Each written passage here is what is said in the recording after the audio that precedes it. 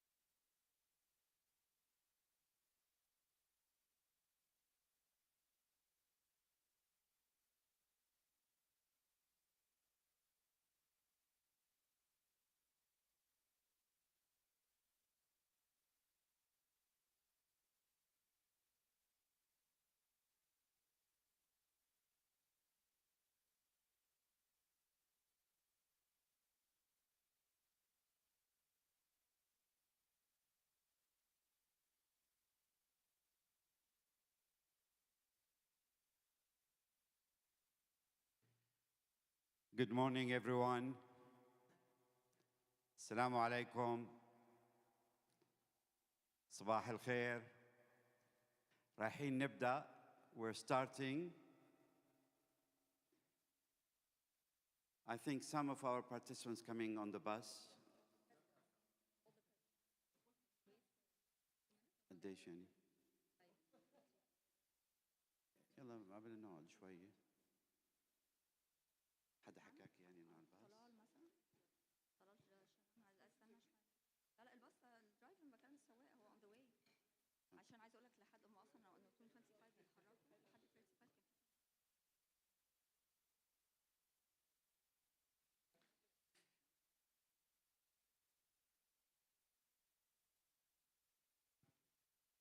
كان صباح الخير. حالك شو اخبارك؟ امورك كله تمام؟ الحمد لله.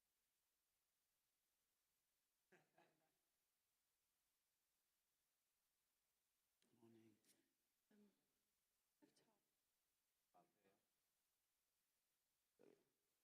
كيف حالك؟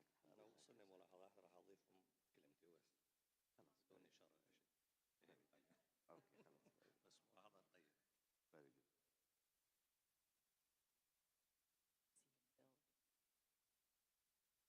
بس ملاحظات طيبه. Very good.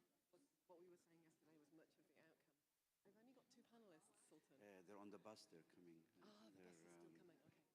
The bus is delayed a few minutes. Fine. That's good. just wait for them. عشان one of them is on the panel. Yeah, it's fine. It's fine. It's fine. We can handle it. Yeah. We're good. We're good. So you Yeah, have no, we don't need to go you back, have an Sultan, hour. you're right. I have an hour. I'm giving them 10 minutes each, and I will be strict. From 9 to 10. Then it comes out, and then it. Starting when they're here.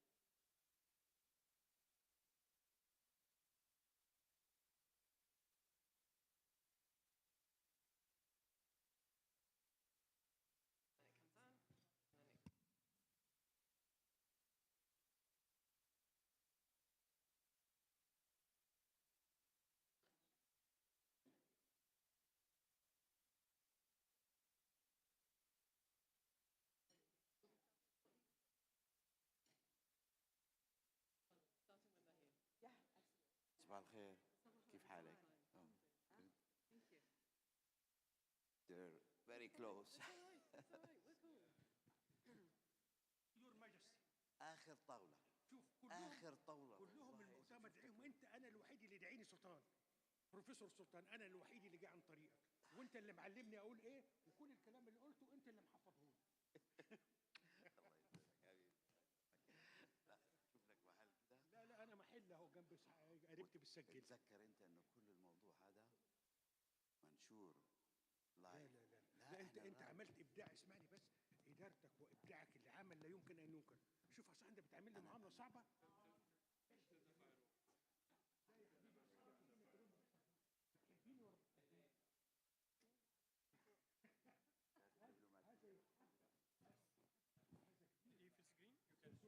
Hello. هذا اللي يجيب لي وجع الراس. كل الكلام هذا.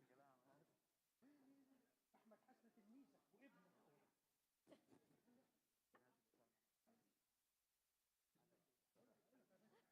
احمد حسن انا ابوه مربيه 30 سنه. طب ايه ضيف؟ كنا بيقولوا ايه ضيف؟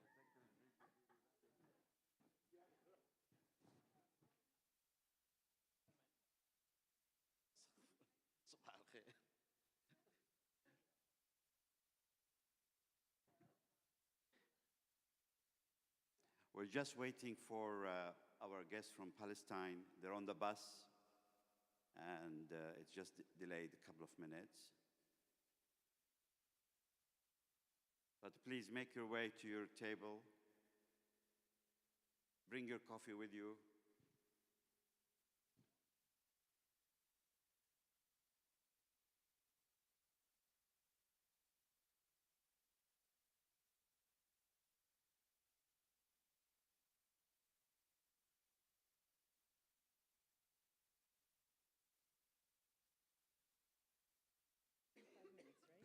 لا لا 2 maybe. They're on their way. Yes, of course. I'll be right back.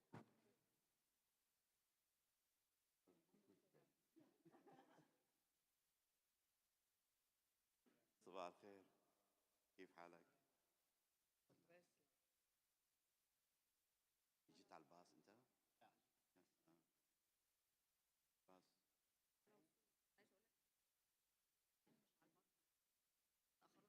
انا قلت لباص يمشي من غيرهم، اتاخروا مثلا ربع ساعه مش عارفه. يعني يمشي 25 لحد 35. انا قايله لهم وربع، هم على وصول. معلش انا بتبدا بس ما ينفعش نبدا من غيرهم. معلش استنى شويه.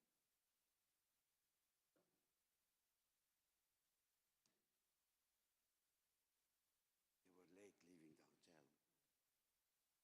They're on their way.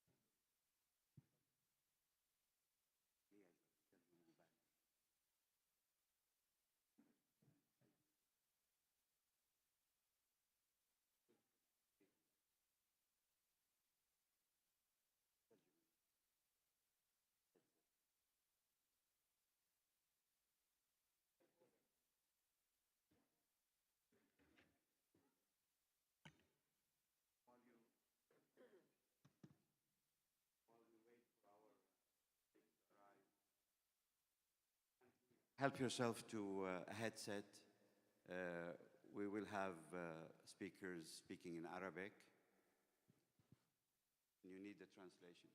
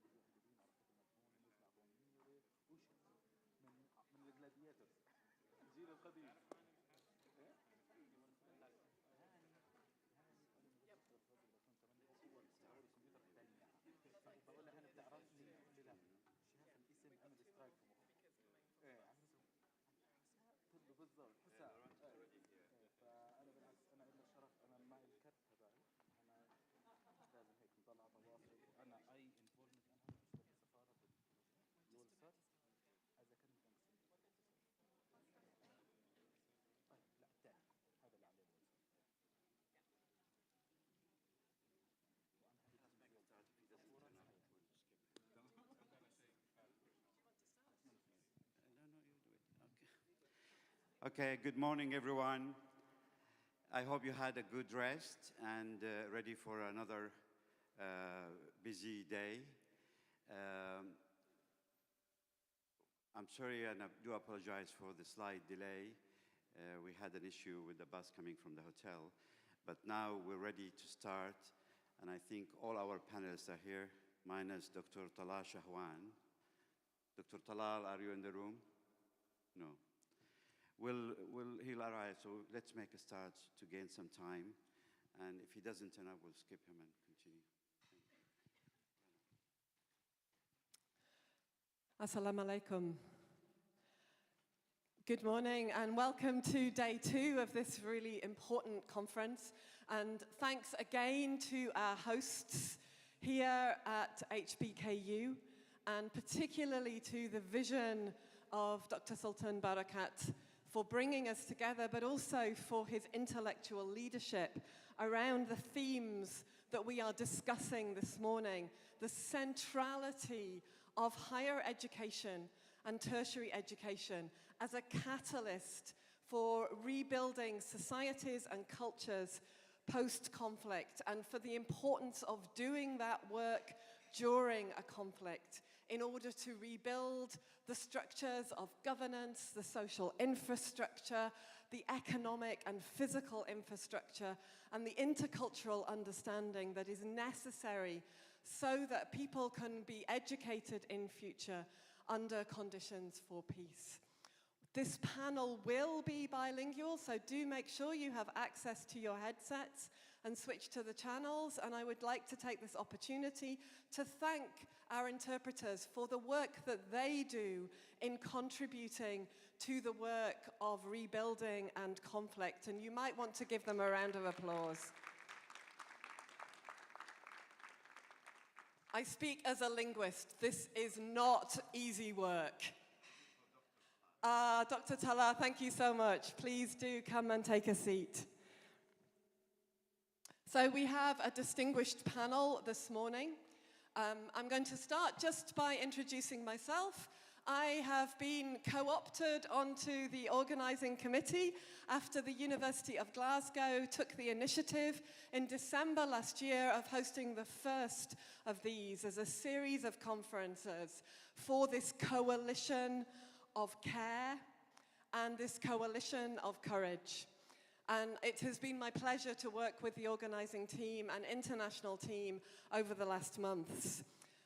We have a panel today which includes one change, and our first speaker will be Professor Rana Hajjaj. Rana is the director of the Al-Quds Bard program and also professor of political science at Bard College in New York. We will also be hearing from Mr. Talal Al-Hatol, the director of the Al-Fakura program, Education for All in Qatar. From Professor Talal Shahwan, thank you so much for joining us. We are sorry your bus was delayed, who is president of Birzeit University. And last but not least, by Dr. Laurent Goetschel, who is the director of Swiss Peace Geneva. Their biographies are in your handouts, and these will also be updated later with more details from Rana. We have apologies from Professor Jonathan Becker, the Vice Chancellor of the Open Society University Network, who has had a bereavement. And we send him our condolences and our gratitude to you, Rana, for speaking. Each of the panelists will speak for 10 minutes. This may mean we get to stay on time, but will mean that our space for questions is curtailed. I will have my phone ringing after 10 minutes so that my panelists who can't see me waving can hear that the 10 minutes is up and we will begin to bring what they are saying to an end. Thank you all for your cooperation and for your contribution. And Rana, if we might turn to you and your PowerPoint first. Thank you. Thank you, Alison. Thank you, everyone, for being here. I'll be talking to you today about the, why is Bard College, positioned to talk to you about models for higher education partnerships. And I think, the answer to that lies in Bard's distinct experience in global higher education. We have examples from around the world, including the Al-Quds Bard Partnership, which is a long-standing partnership of over 16 years with Al-Quds University in the West Bank. Through this partnership, and others around the globe, we have really learned that deep partnerships and contexts matter in global higher ed partnerships, and that we should really delve into the local context in order to be successful in those endeavors.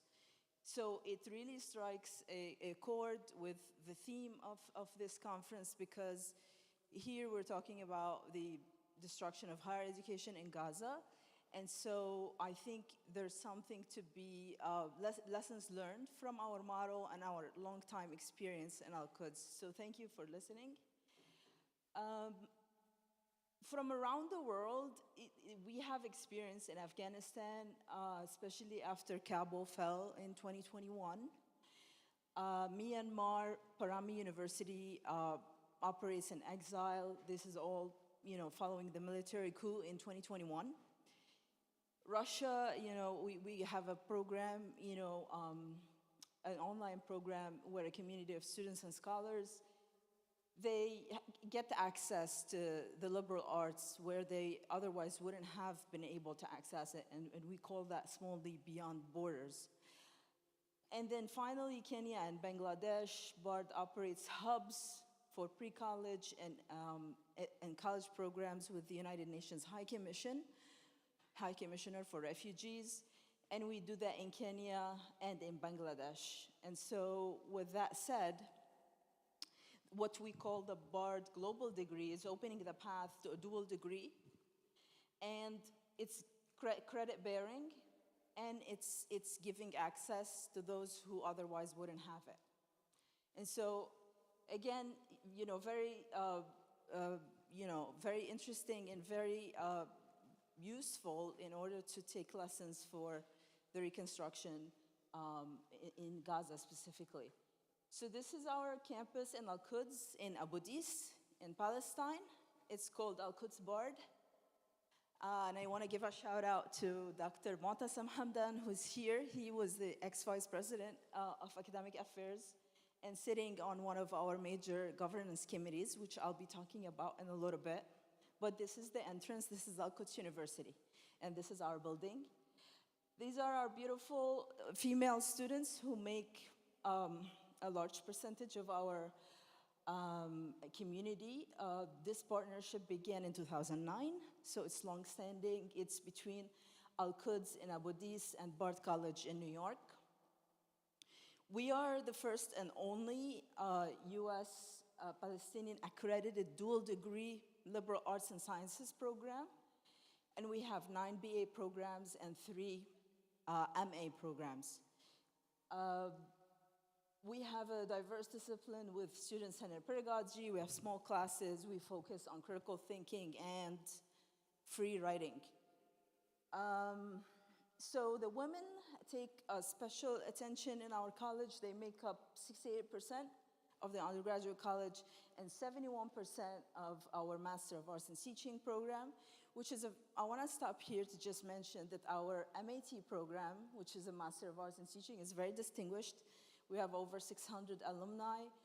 They're all in-service teachers in Palestine, and they serve an average of 120,000 Palestinian students in Palestinian classroom every single year.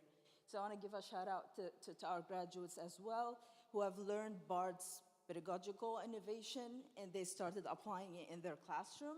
So it's not theory, it's more applied hands-on practice.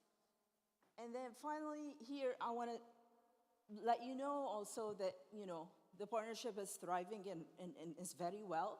We develop academic programs in partnership with faculty from Al-Quds University, especially in the sciences. We developed a cutting-edge molecular genetics program in 2022, an interdisciplinary social thought, economics, and policy program, also cutting-edge, first of a kind in Palestine, and also for diplomacy, we built a global studies and diplomacy program.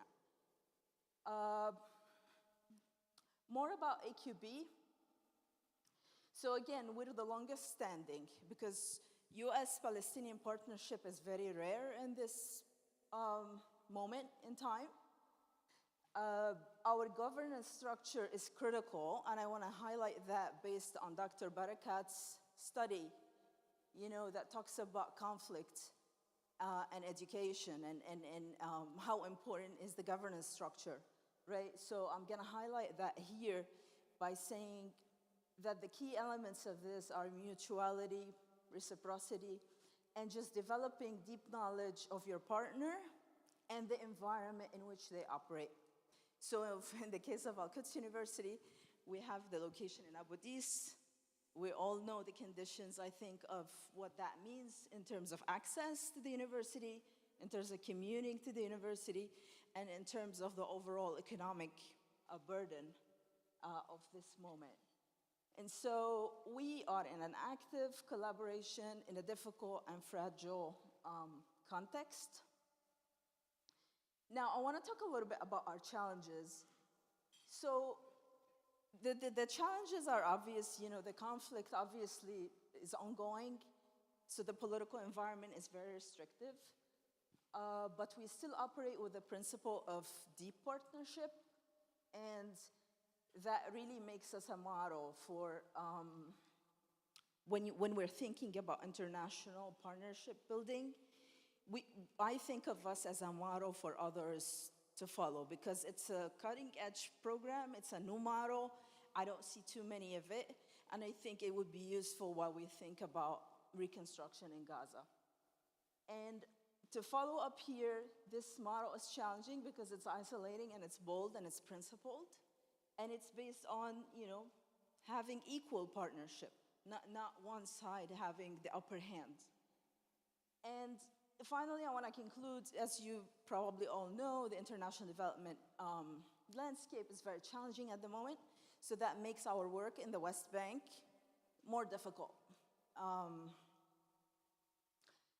Our lessons, these are unprecedented times, so it requires both bold leadership and unwavering commitment from all the governance structures that exist within this unique higher ed model.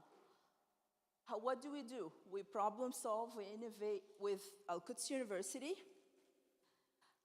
We use our governance structure, which is made up, I'm gonna sum it up very quickly for you, but it's very unique. We have, at the presidential level, we have the presidents, the vice presidents, senior administrators. Then at the working level, we have an academic committee made up of both sides, and a joint administration and finance committee made up of both sides. And so decisions are made mutually between the two institutions. And so here, we stick with our governance structures when times are tough. We escalate issues within the governance structure, so that's how we work.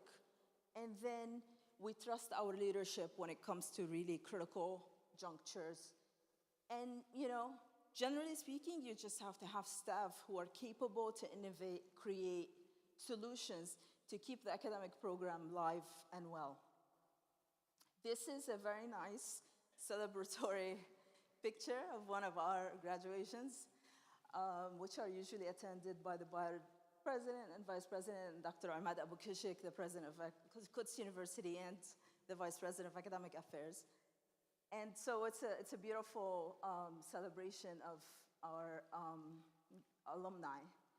And with that, I want to thank you for having me and for letting me be part of this and allowing me to present our model for higher education in Palestine. This is an example from the West Bank, but I think it's relevant for Gaza. Thank you very much.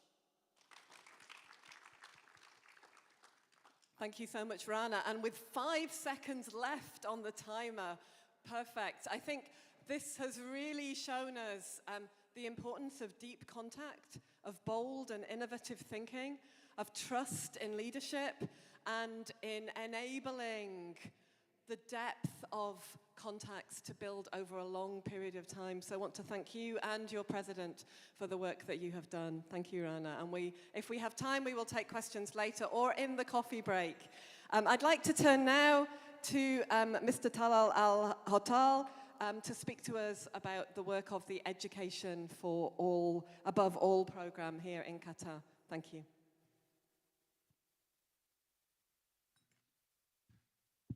السلام عليكم ورحمة الله. صباح الخير. أرحب فيكم في الدوحة لضيوف الدوحة. طبعا المؤتمر مهم جدا جدا مهم بالمعنى وبالمضمون أيضا، ولكن قبل ذلك أود شكر دكتور سلطان بركات على تنظيم هذا المؤتمر مع الشركاء والقائمون على المؤتمر أيضا. طبعا برنامج الفخورة للأشخاص من فلسطين وبالأخص من غزة أتوقع يكون مألوف كبرنامج. الفخورة هي عبارة عن مدرسة احنا تبنيناها في 2019 بعد الحرب، وتبنينا الاسم ليأخذنا إلى يومنا هذا. في 2008-2009 حرب 2008-2009 تم قصف مدرسة الفخورة في مخيم جباليا للنازحين، وبناء على ذلك كان في ريسبونس استجابة من الحكومة هنا متمثلة بسمو الأمير في ذلك الوقت وسمو الشيخ الموزة المعني في مؤسستنا لأخذ خطوة من أجل دعم مسيرة التعليم وإعادة إعمار البنية التعليمية في قطاع غزة. قبل ذلك أعطيكم نبذة بسيطة عن برنامج الفخورة ومؤسسة التعليم فوق الجميع. مؤسسة التعليم فوق الجميع هي مؤسسة وجدت لإحداث ثورة ودعم الطلاب المتسربين من مقاعد الدراسة، من الدراسة الابتدائية وحتى الدراسة الجامعية. نعتمد على برامج لأجل سير عملنا، بالأخص اليوم راح نتكلم عن برنامج الفخورة اللي هو المعني في التعليم العالي. برنامج الفخورة مثل ما حدثتكم انشأ في 2009. في 2009 بعد ما تم القصف على قطاع غزة وبالأخص برنامج الفخورة، كانت أول زيارة لرئيس عربي بعد الحصار تمت في ذلك الوقت من قبل الحكومة القطرية، وبناء عليه تم إحداث البرنامج لدعم البنية التحتية للتعليم. فتم إنشاء البرنامج وتم إعطاء الاسم المتمثل في برنامج الفخورة، ومنذ ذلك الوقت بدأت تحدث تأثيرات للبنية التعليمية التعليم العالي في غزة من أجل إيصال الشباب لمقاعد الدراسة. طبعا في الفترة هذه كنا نتمثل في وضع نسميها البرامج الهارد كومبوننت اللي هي متمثلة في إعادة الإعمار أو إعادة تأهيل البنية التعليمية من جامعات أو مدارس أيضا. فبعد الحرب 2009 تم أخذ بعض المبادرات من أجل دعم البنية التعليمية، فحدثت 2014 حرب 2014 في قطاع غزة. في حرب 2014 تم ضرب كثير من المنشآت التعليمية في القطاع، فركزنا على موديل جديد من أجل إعادة التعليم، وهو دمج 3 قطاعات زائد 1. الثلاث قطاعات: القطاع الحكومي المتمثل بالوزارات، المؤسسات الأممية، المؤسسات المحلية، بالإضافة إلى المجتمع المحلي، من أجل وضع نقاط كيف يمكننا إعادة الإعمار للقطاع التعليمي في ذاك الوقت. فقمنا بالعمل مع بعض متمثلين كيف يمكن نضع أفضل تصور أو أفضل حل لهذه المؤسسة، لهذه الكارثة اللي حصلت. فاستطعنا أن نقوم بدعم أكثر من 92 مؤسسة تعليمية من جامعات ومن مدارس، ومن ضمنها كانت مدرسة جمال عبد الناصر، التي تقولون إحنا سوينا من طأطأ إلى سلام عليكم بمثل العربي، اللي هو من هدم المدرسة إلى إعادة إعمارها كليا من جديد، ووضع موديل جديد داخلها، اللي هو إضافة تكون هذه المدارس مهيئة كشلتر أو كملاجئ في حالة أي نزاع. وفي الوقت الحالي احنا تشوفون كثير من المدارس، مو أغلب المدارس التي لم تقصف أصبحت ملاجئ للناس التي تم دمار بيوتها وعدم وجود أماكن للسكن أو للإيواء فيها. وكان عندنا أيضا اللي هو الشق الثاني سوفت كومبوننت، اللي هو الشغلات البسيطة اللي كيف ممكن نأثر في نفسية الشعب، اللي هي كانت السوشيال سبورت، اللي هو الدعم النفسي والمعنوي للأشخاص. فركزنا على هذا أيضا. أثناء الحروب الكثير من الناس يتأثرون إلى دعم نفسي حتى تحطيم معنوياتهم النفسية، لذلك يحتاجون دعم في هذا. وهنا اعتمدنا على اللي هو المشاركة المجتمعية والمؤسسات المحلية في إيصال هذا، وأيضا متطوعين. وأنا اليوم اكتشفت عندنا واحد من المتطوعين كان معانا من سنة 2009، أخونا أمجد قاعد هنا، وحاليا يعمل في السفارة الفلسطينية. مثل هؤلاء الشباب كثير منهم يودون أن يدعموا، ولكن محتاجين الطرق والسبل اللي تساعدهم. وهنا نأتي نحن كمؤسسات كيف نوفر هذه الطرق لهم، من خلال الدعم، من خلال توفير المراكز، من خلال تعليمهم كيف إيصال هذا، ومن خلال أيضا وضع النقاط أين يمكن إيصال الدعم هذا، وكيف نهيئ للمجتمع أنت تحتاجون إلى دعم، كيف نوصلهم. ولكن هذا لا يمكن نفعلها كمؤسسات، ولكن يمكن نفعلونها أفراد، لأن الناس ترتاح البعض. فكانت هذا جزء من الطرق إيصال الدعم النفسي للمجتمع، ونجحنا في كثير من المبادرات في إيصال هذا. في الوقت الراهن احنا من أكتوبر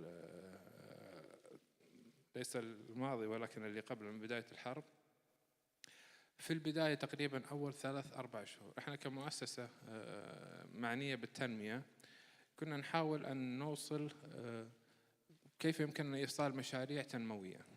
فكان جدا صعب بسبب وجود القصف تقريبا، والسبب الآخر المؤسسات الكبرى خصوصا المؤسسات الأممية نقدر نقول صار لها هولد، صار لها عجز انهم ايصال المساعدات التنموية عن طريقهم. لذلك التجأنا إلى شق آخر، وهو الاعتماد على المؤسسات المحلية بالتعاون مع المؤسسات الأممية. فأطلقنا مبادرة إعادة الأمل إلى غزة. فكانت هذه المبادرة هي عبارة عن emergency response، استجابة طارئة. الاستجابة الطارئة تعتمد على 3 شقوق. الشق الأول اللي هو معنية بالنساء وبالديجنتي كيت وبكذا. الشق الثاني كان في الأكل وفي الشرب. والشق الثالث اللي هو كان معني بالتعليم. وطبعا هذه كلها كانت متبلورة بالمساعدة التطوعية من المجتمع نفسه. فاستطعنا أن نوصل إلى أكثر من 100 مستفيد في فترة جدا بسيطة من أجل إيصال لهم الثلاث أمور الأساسية اللي كانوا محتاجينها في هذيك الفترة.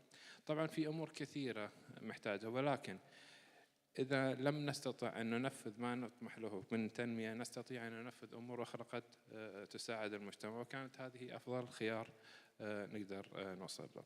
ما بعد ذلك ارتأينا أنه بسبب أنه صار تقريبا عجز في المنظومة التعليمية في غزة، وصعوبة إيصال التعليم.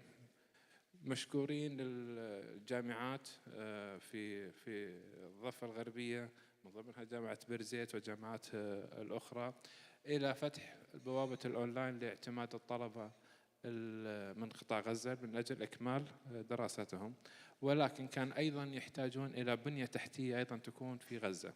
هذه البنية التحتية معتمدة من وجود نقاط إنترنت، وجود صفوف، وجود أيضا متطلبات الدراسة الأونلاين مثل التليفونات أو الآيبادات أو كذا أو كذا. وبعد استطعنا أن نوفر جزء من هذا، ولكن كان عندنا أيضا تحدي آخر اللي هو ما هي المنصات المعتمدة التي نقدر نوصلها إلى نوصل التعليم إلى هناك.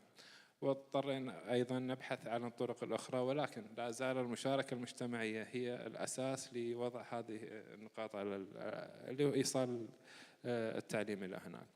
فاستطعنا بالعمل مع وزارة التعليم وبعض المؤسسات الأممية لوضع بعض المنصات من أجل إيصال التعليم لأشخاص، ولكن لا زال الحاجة للتعليم كبيرة جدا جدا جدا بطريقة ما أوصف لكم إياها. ففتحنا أيضا خط آخر اللي هو إلى المنح الدراسية للدراسة في قطر والدراسة في الخارج، إما بالحضور بالدراسة الحضورية أو الدراسة عن بعد. طبعا بالدراسة الحضورية واجهنا تحدي آخر وهو تحدي جدا صعب، اللي هو كيف نستطيع إخراج الطلبة المتفوقين من غزة إلى الدراسة في الخارج. وكان عندنا شرط وشرط أساسي اتفقنا عليه كمؤسسة ورئاسة للمؤسسة، أنه يجب بعد الدراسة العودة إلى غزة كشرط أساسي والعمل هناك. وكان جميع تقريبا طلبة موفقين وهم كانوا داعمون على هذه الكذا. فاستطعنا وضع الطلبة اللي هي وإحضار القبولات وإحضار التراخيص اللازمة في الدول، ولكن لم نستطع للأسف إخراجهم من غزة من أجل الدراسة. فاعتمدنا على الدراسة عن بعد كحل. لكن لا زال الجهود متضافرة، وأتوقع زملائي يدعمون الفكرة هذه ولا زالوا يدعمونها، وأيضا لا زلنا نعمل معهم رنا والدكتور طلال شهوان وأخونا لورنت من أجل إيصال هذه المبادرات إلى المستفيدين منها. ولكن ماذا نستطيع أن نفعل ما بعد الحرب؟ ما بعد الحرب هي هنا تأتي فكرة التخطيط وليست فكرة التنفيذ، لأن التخطيط يجب أن يكون سليم من أجل استخدام الخطط هذه للمستقبل. غزة احنا من شفناها ما شاء الله كل سنتين كل 3 سنين في حرب في حرب في حرب، وللأسف دائما يكون في استهداف للبنية التحتية للتعليم. فكيف نضع الخطط المناسبة من بناء على خبرة المؤسسة متمثلة في البرنامج؟ نرى أنه أفضل الخطط دائما تخرج من الشباب المتطوعين، الشباب من أجل وضع الخطط المناسبة لأجل وضع الحلول للتعليم. فإحنا نرتئي أنه ماذا نستطيع أن نفعل في حالة توقف الحرب؟ وضع المجتمع أو تقسيم المجتمع من الشباب من أجل وضع الخطط هذه، أشخاص معنيين بالتعليم، أشخاص معنيين في الصحة وغيره وغيره وغيره. ولكن محتاجين سبل أخرى لإيصال هذه الأفكار إلى نقول أصحاب القرار، منها مشاركة الوزارات المعنية، مشاركة أممية، وأيضا مشاركة المؤسسات المحلية مثل ما تفضلت. ولكن هذا ليس فقط نحتاج أيضا إلى هي حركة أممية أو حركة عالمية. الحركة العالمية دائما تجي في الشراكات مع العالم الخارجي.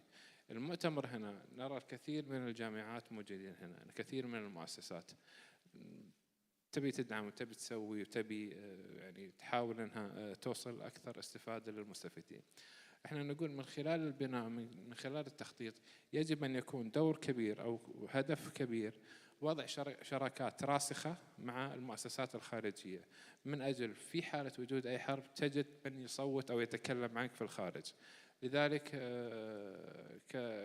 كخطة مستقبلية احنا حاليا نسخر خلينا نقول الملايين من الدولارات، ولكن للأسف لم نجد أن المال يحل المشكلة، ولكن الجهود والكلام والمؤتمرات وأيضا الشراكات الضاغطة على الحكومات هي اللي ممكن تقدم الفكرة أو تقدم الأهداف لمستفيدينها. وشكرا جزيلا.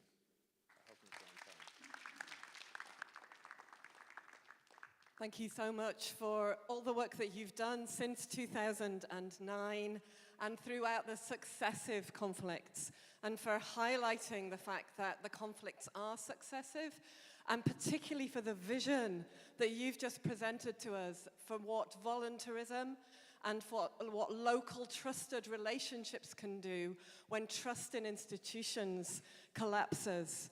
I think we can all see that education, above all, is really offering a pioneering program, a visionary program, for ways in which we all need to learn with humility to work in future when trust in our own institutions collapses under the pressure of the bombardment and the violence. And I was particularly struck, building on what Rana said, when you said you need deep partnerships. Also by your use of the word soft, which was how it came in my translation, that there's something about this work that needs to be like water, deep and soft, but also very smart in where it flows. So thank you to you and to all your colleagues for that intervention and for staying so close to time. I'd now like to turn to the president of Birzeit University, Professor Talal Shawan, also for your 10-minute intervention. Thank you. Okay, thank you. Good morning, everybody, and thank you for having me here. Of course, the topic of rebuilding higher education in Gaza is such a huge topic that requires a path to address. And I choose in my talk to address this topic through 4 consecutive aspects. The first one emphasizes the fact that in Palestine, education is more than education. We are talking about a process which is very vital for the society. I will talk about it in a minute. The second consecutive aspect draws attention to the context. The fact that targeting the educational system is not new. It has been going all the time, although the degree of severity is different. And the third aspect addresses the reality of the situation. We are not talking about the destruction of buildings only. This is much more complicated. And the fourth aspect draws the attention and importance of developing a Palestinian perspective and university cooperation, of course supported by Arab and international community. So if we talk about education in Palestine, like it is everywhere, it is important for self-development, it is important for cultural and social factors. But in Palestine, education is a source of joy. I mean, you need to see people when the results of Tawjihi, the secondary exam, is announced. So you can see celebrations everywhere. You can see graduation ceremonies starting from kindergarten up to university advanced degrees. So the people, the society, learned how to celebrate education. In Palestine also, education is important for development, for the economy of resilience. In a place where resources are very limited, we need industrial, agricultural, financial, technological developments. And in addition to this, many of the graduates, educated individuals, including those who choose to work outside the country, support their families financially. So this is an important contribution to the economy of resilience. There is also the national aspect. The emancipatory education is required in Palestine, a type of education which preserves the national identity, the narrative, and the collective memory of the people. So all of this makes the educational system and educational process a unique fact in Palestine. The second point or aspect is the fact that targeting the educational system is not new. Institutions of higher education have been targeted by the occupation authorities all the time with different degrees of severity. This includes incursions and raids to university campuses. It includes also arresting students and sometimes faculty members and staff members, or even restricting their movement. It includes also many restrictions on bringing faculty and students from outside the country. So this is a very tedious process in Palestine to have a visiting professor at a Palestinian university.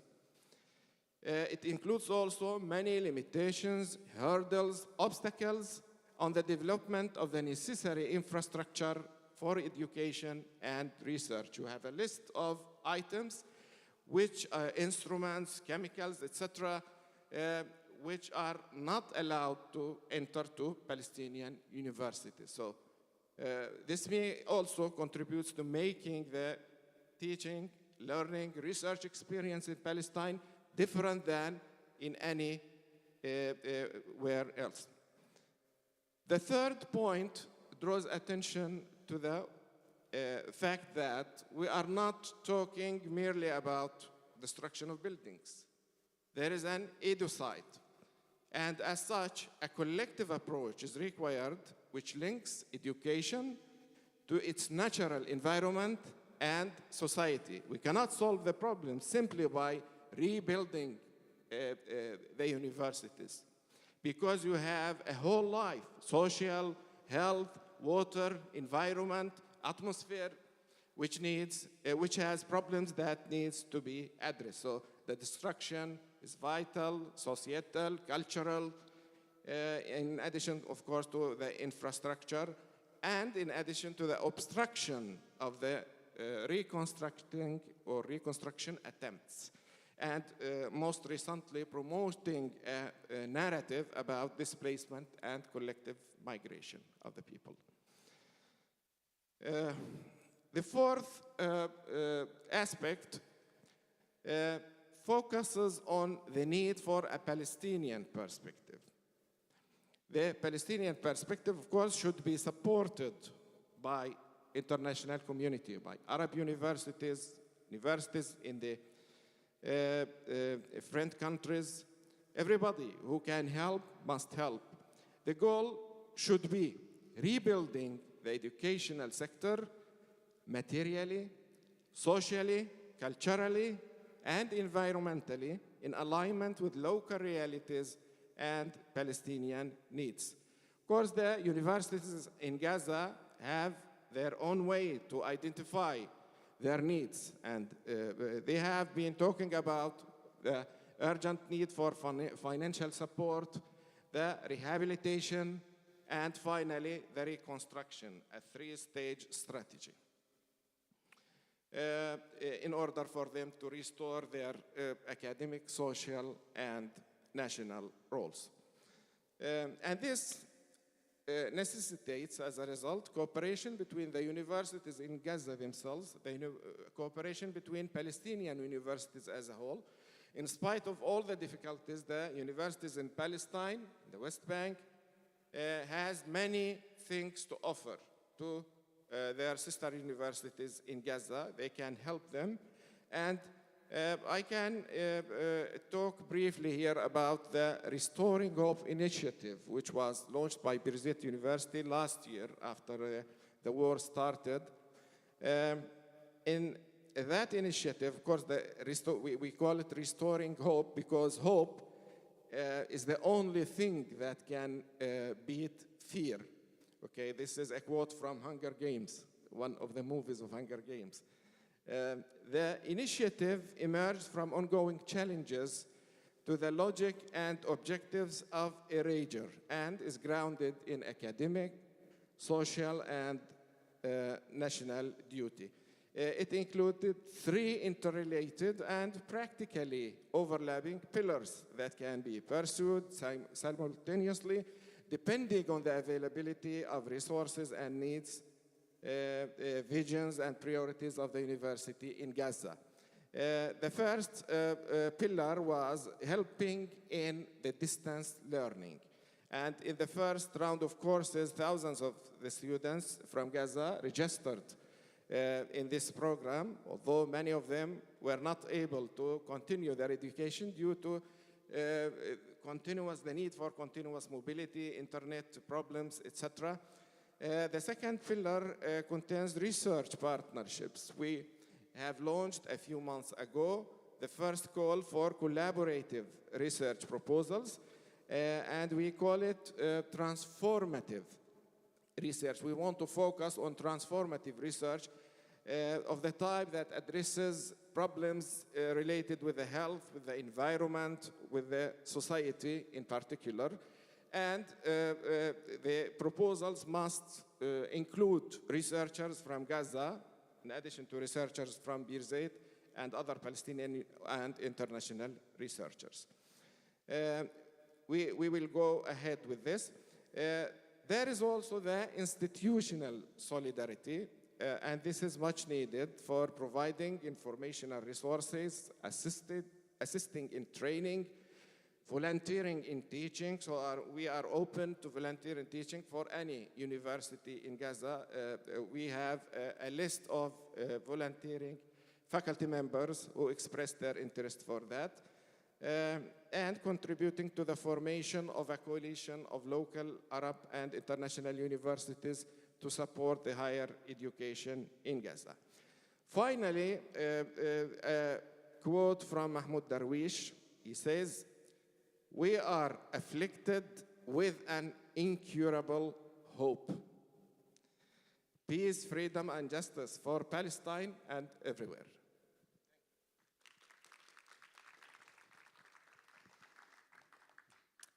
Thank you so much, Professor Talal, for refusing to cure and to insist on the incurability of hope, but also to you and your colleagues at Birzeit University for your global leadership, which was urgent and intelligent and has helped many of us in institutions that have struggled to find a way to decolonize our own understandings and to learn slowly but surely what it might mean to take and live a Palestinian perspective.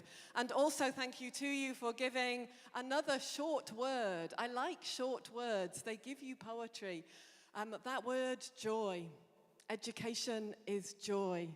And that really reminded me of the photograph that you showed us of the joy of the graduation, Rana, but also of the joy of the volunteering that you spoke of in your presentation too. So thank you to you for that challenge, that hope, and that example of leadership from Birzeit University, and for modeling a pattern of solidarity and collaboration.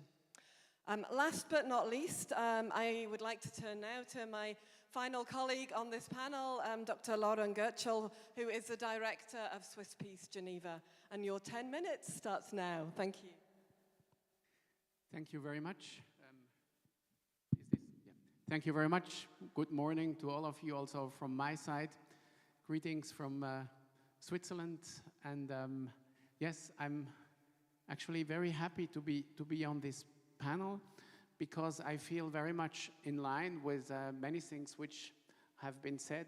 And I'll try to link up to several of these points. But before I start, let me just say one word about Swiss Peace. We are a peace research institute dedicated to the research and practice of peace, meaning that we try to link what we research to practice, and we also try to develop our research questions out from the practical experiences we're making. So in the end, we try to improve peace building a little bit like physicians try to improve health. We try to improve peace, and in both cases, it's not always easy. We are located in Basel, actually not in Geneva. Geneva is also very nice. But seen from the outside, people sometimes tend to reduce Switzerland to Geneva because it's the internationally best known spot. But Basel is also worthwhile a visit should you ever happen to come close to it. Now, this being said, why are we here? My colleague Martina Bellotti sitting in the back of this room and myself here in the front. Well, first and foremost, because we were invited to be here by Sultan Mark. Thank you very much for this invitation. And second, well, we have a link to the topic of this conference. First, we have been working on Palestine for many years, mostly on issues of transitional justice, but also more recently on issues linked to children's rights. We have had and still have partnerships with several universities, and I was very happy to meet again Lourdes Habash from Birzeit University, but of course also Amani Hania from the Islamic University of Gaza, with whom we've had intense exchanges in the past and hopefully also in the future. But the main reason I'm happy to be on this panel is not because of that, because I know many of you have many similar links across the participants of this workshop. The main reason is that a few years ago, Swiss Peace had the pleasure to do a study on knowledge ecosystems. Knowledge ecosystems in so-called fragile environments, a study which was financed by the International Development Research Center, IDRC from Canada, which is a very interesting funder of research dedicated particularly to the field of sustainable development. And the starting question, the assumption of this research was that actually researchers, universities in so-called fragile environments face particular challenges, and very often external actors, be they universities or be they donors or be they governments acting through donors, try to support, to help develop such systems. But they may not always know perfectly how to do this, even though they have very good intentions and even financial means available. And so the basic starting point of this study was, well, how does the best way to do this depend on particular conditions of the socio-economic political environments in which these knowledge ecosystems are embedded, with the aim, of course, to improve the situations and the possibilities of the respective actors to proceed. And we had several case studies, being Afghanistan, South Sudan, Laos. These were in-depth case studies, and smaller case studies being Cambodia, El Salvador, Lebanon, and Côte d'Ivoire. The main orientation of the studies was about challenges for such ecosystems to get funding, challenges for such ecosystems to access information, but also to publish results in an environment where there might be also some critical views on research results being produced. I'm not entering now into details of the research process. taking into consideration the amount of time which was attributed to us. And actually, I may add on a personal note that I was looking very much forward to do fieldwork myself also during this studies. Actually, SwissPeace had pre-existing links in all the contexts I mentioned, but then the pandemic came, and so actually I did not do one single trip to any of these fields, neither did any of our collaborators at SwissPeace, but we relied on the trustworthy partners and consultants in the different contexts, and you may imagine we also had an impressive number of Zoom meetings and similar kind of virtual exchanges. This being said, we still got to some very interesting results, and I'm just going to hint at them. I mean, there are reports available on each of these cases, and there is a synthesis report available, everything online, and I will be happy to share the online address with all of you afterwards. So just very few, actually 3 main recommendations which came out of this research. And they will not all surprise you to the same extent, but this is also positive because it will show that we are not on totally wrong tracks. So the first conclusion is actually that if we want to engage in a meaningful and sustainable way with such ecosystems, it's of the highest priority to engage not only with individual researchers, but with universities. It is much more complex to engage with universities than with individuals. It might also be less rewarding at the first glance because it may need some time to produce significant results, whereas with individuals we may celebrate graduation or publications. It's much more short-term. People can relate more on an individual basis than on an institutional basis, but if we really want to strengthen these systems, we have to partner with institutions, and this happened to be universities. This is the only way to create a sustainable environment for education and research. Second, gender inequalities came out to be a very important element. And also this probably I don't have to elaborate or limit it just to gender, to label it like this, but the way gender issues are being handled turned out to be symptomatic for the handling of marginalized minorities in all possible ways. And we know as researchers that actually hearing unheard voices is very crucial for innovation, but also to be inclusive in the way we produce science and we contribute to the interaction of science also as a pillar of the development of the respective societies.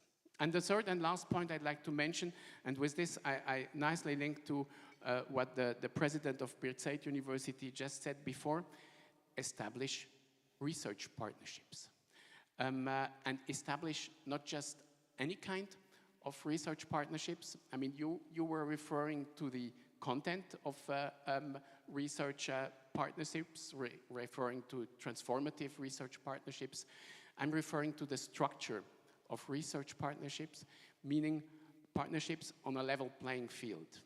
And with this, I'd like to hint also at another activity of SwissPeace. We are heavily involved in the so-called Commission for Research Partnerships with developing countries.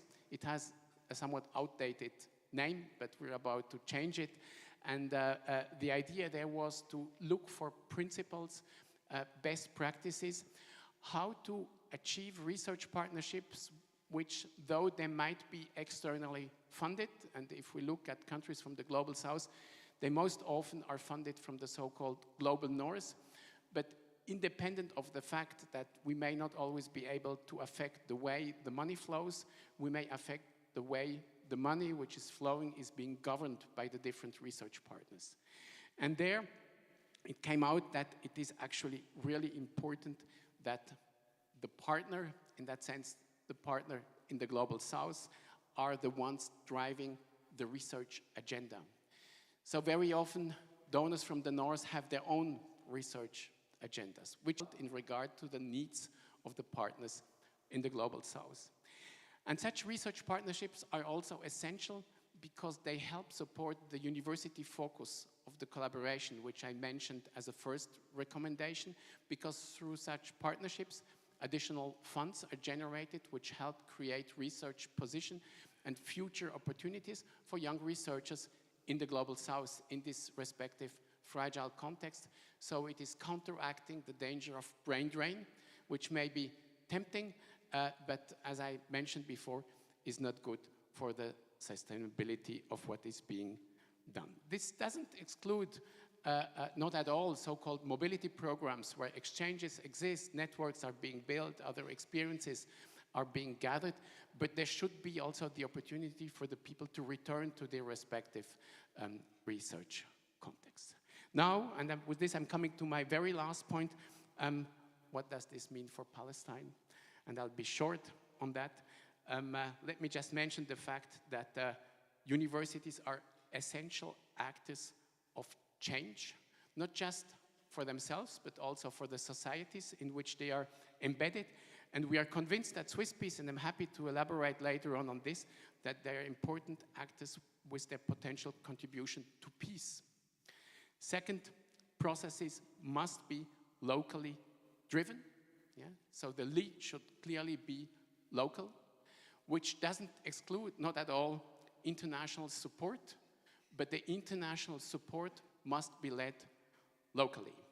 And as one of the speakers said, money doesn't solve the problem alone, and yet money is important to help solve the problem. And last point, sensitivity to the local context. We call it conflict sensitivity at Swiss Peace. Whatever we do, in whatever capacity we enter, difficult context, conflicts with tensions, which have been experiencing conflict, we become a part of this context. So we have an impact, and we must reflect on this impact in order to achieve the best possible results. Thank you very much.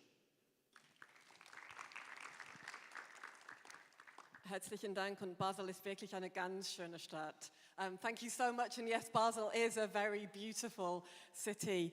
I'd like to thank you very much for the work of Swiss Peace, but also for hinting in so many ways. It's a great thing to do at an academic conference because you go away with a long reading list, and would particularly commend to you the report that Swiss Peace did with our colleague Amani.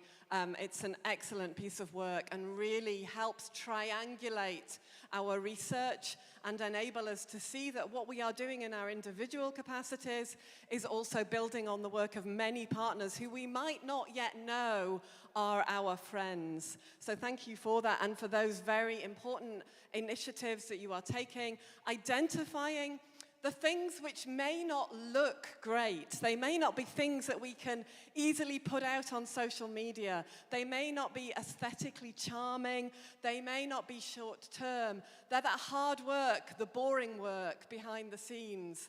I often say that most of the work I do that is visible is the tip of the iceberg, and behind the scenes we are working to try and get the finance department to pay the bills, to try and get HR to deliver the contacts, and I think you've really highlighted that in terms of working with universities.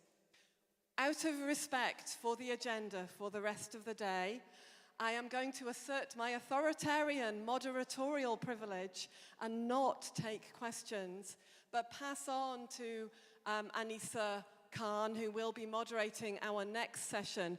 But before I do, I want to leave you with the poetry of this panel, that we be deep and soft and joyful and mindful of the fragility of our work in an education for incurable hope. Please join me in thanking these superb speakers and for also keeping so well to time.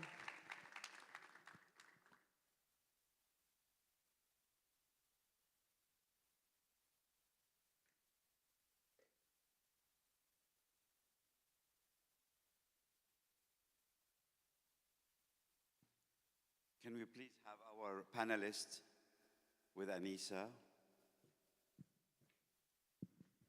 If you can take your name tag with you.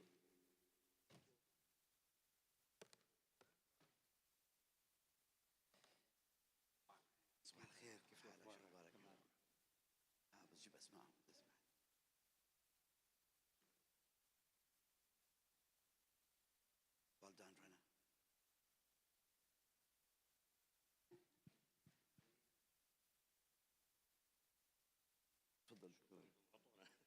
لا تفضلوا زي ما انتم انيسه. طلال، محل طلال تفضل.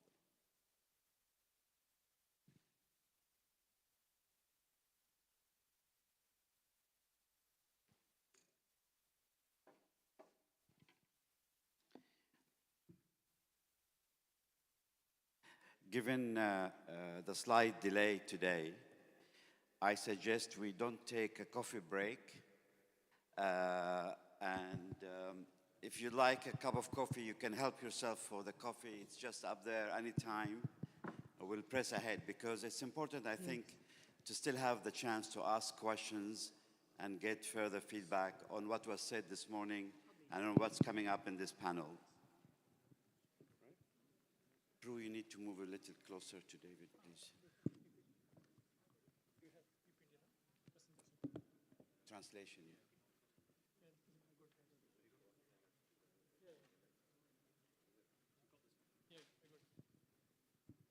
David Duncan.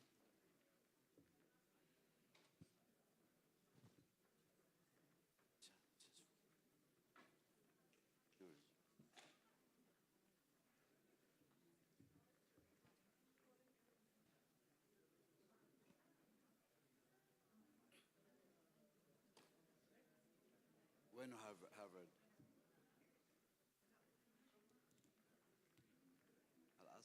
I'll ask you to say a few words at the end after this panel.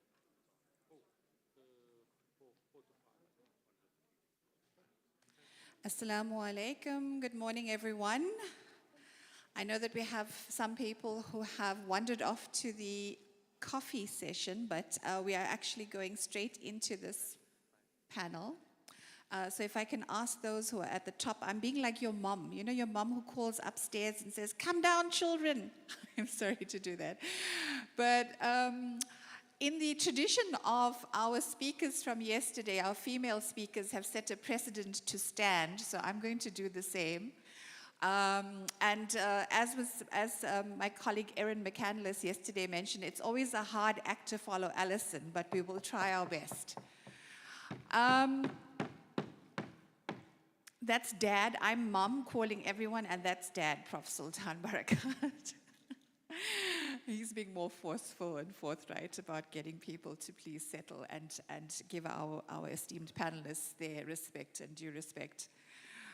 So we're going to go straight in, and hopefully I can take the liberty of being the moderator for a few minutes, so just as an introduction. I know that we don't have a lot of time, and I don't want to take up the sort of airspace that's been created, but I think it would be very important as we lead into our speakers today to just do a quick recap of some of the main issues or the main highlights around the role of international higher education institutions in rebuilding.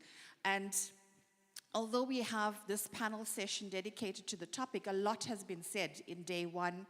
A lot has emerged, and we are seeing some key themes emerge. And today, as we listen to our panelists, they will take us further into some of these emerging issues. I think that, to start off, that we are constantly reminded, and we were reminded in the session before us, that although we are a coalition of the caring, as Sultan calls us, we do not have a full understanding of the context. And we are reminded again and again and again that the Palestinians must set the agenda and the priorities in terms of how international education institutions and us as a community of care and coalition of care help to rebuild. And we are given concrete examples like Act for Pell and others in terms of global academic networks. We've also had yesterday and this morning Dr. Talal Al-Hothal, the director of Al-Fukhura.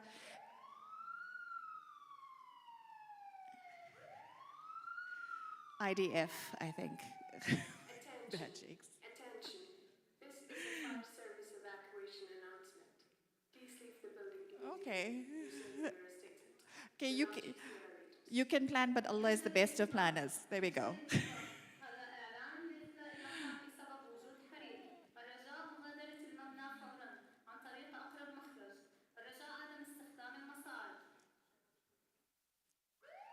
We usually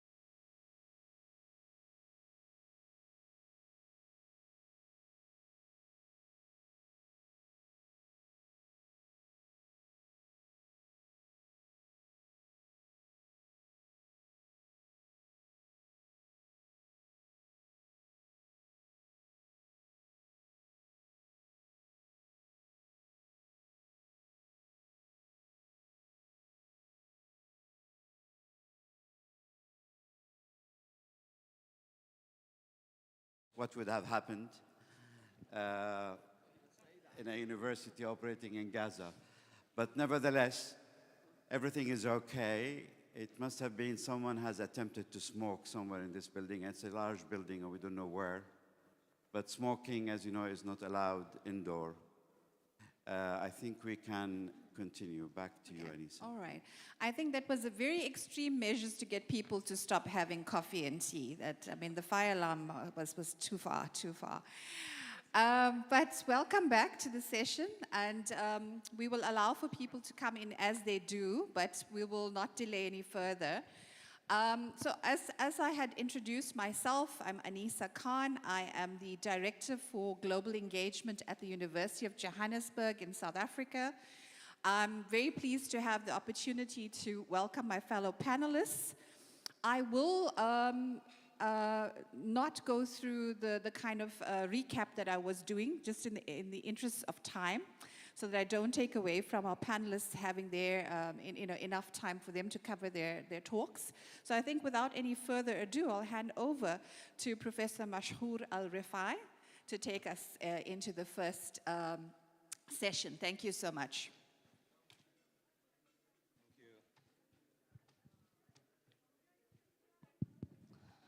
Good morning. Thank you. Sometimes I will talk in Arabic, so please prepare yourself for translation. I'm going to talk about initiatives to support Gaza students. There should be a presentation.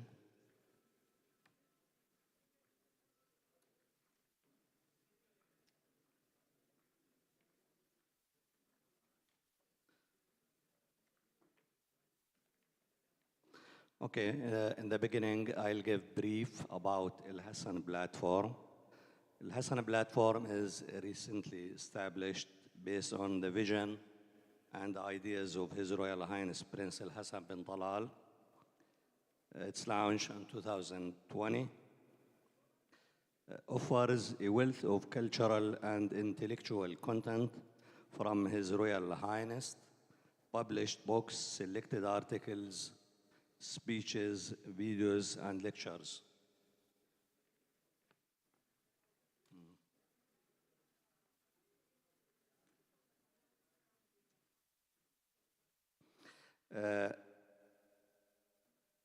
Aims to integrate self-learning into Jordanian universities and seeks to enhance the Arabic content on the web, which doesn't exceed 1%. While the English is more than 50%, and committed to lifelong learning. The first initiative is support graduating students in Gaza universities.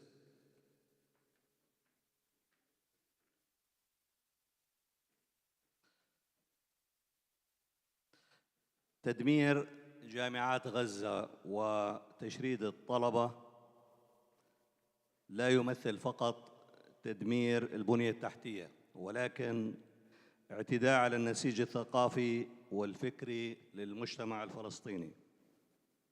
إعادة بناء التعليم العالي ليس مجرد تحدي لوجستي، ولكن حتمية أخلاقية يتطلب نهج شامل يكرم قدرة الشعب الفلسطيني على الصمود ويؤيد مبادئ العدالة والكرامة والحفاظ على الثقافة.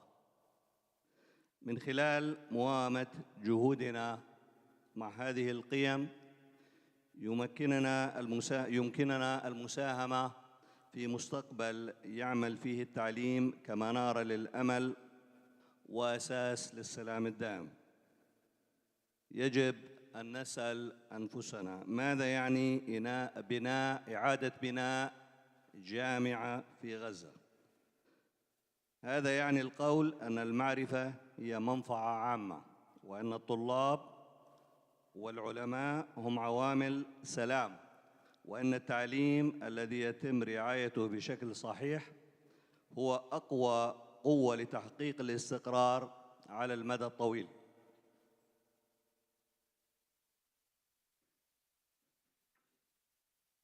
The objectives is to ensure educational continuity for university students in Gaza, allowing them to resume and complete their studies. In the first phase, we will focus on the last year students, provide them with free access to digital self-learning courses. زي ما بتعرفوا طبعا احنا معنا زملائنا من جامعات غزة. تم التنسيق ما بين المجلس الأعلى والجامعات الأردنية باعتبار المجلس الأعلى هو المظلة لكافة الجامعات الأردنية والمراكز البحثية على إمكانية تقديم دعم مجاني لطلاب جامعات غزة، وخاصة المتوقع تخرجهم في السنة الأخيرة مجانا. طبعا التشريعات في الجامعات تمنع ذلك لأنه بيعتبروا الطالب بده يسجل دراسة خاصة، والدراسة الخاصة عادة بتكون ضعف الرسوم، ولذلك تغلبنا على ذلك من خلال التنسيق مع الجامعات بحيث يكون الأمر من خلال المجلس الأعلى. يعني الطالب راح يتعلم دون أنه يأخذ رقم جامعي في أحد الجامعات الأردنية.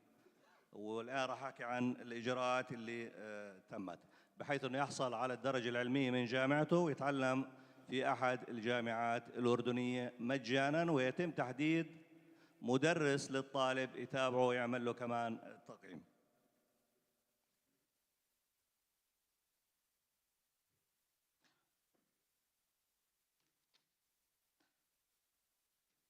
Okay, we hold discussions with the Ministry of Education and Higher Education in Palestine. We met the minister twice. وأيضاً التقينا مع الدكتور معمر الشتاوي في أكثر من لقاء, the Accreditation Commission. We hold discussions with the presidents of Gaza universities through Zoom. بعض الملاحظات اللي وصلت من رؤساء الجامعات في غزة: نقص المدرسين في بعض التخصصات، أعضاء التدريس استشهدوا وأيضاً منهم من ترك الجامعات. المختبرات الهاردوير هذه مشكلة رئيسية، في أكثر من بديل للتعلم الذاتي لكن في مشكلة كبيرة بالمختبرات الهاردوير. كثير من الطلبة المتخرجين ما زال بنقصهم مختبرات هاردوير، وهذه راح نغطيها ضمن المبادرة لأنه وقت كورونا تم تسجيل المختبرات على الفيديوز. أنا كنت في ذلك الوقت رئيس لجامعة الأميرة سمية وعملنا هذا الشيء، وفي هناك أيضاً تجارب ناجحة في معظم الجامعات الأردنية. We consult the deans of engineering and medicine Jordanian universities.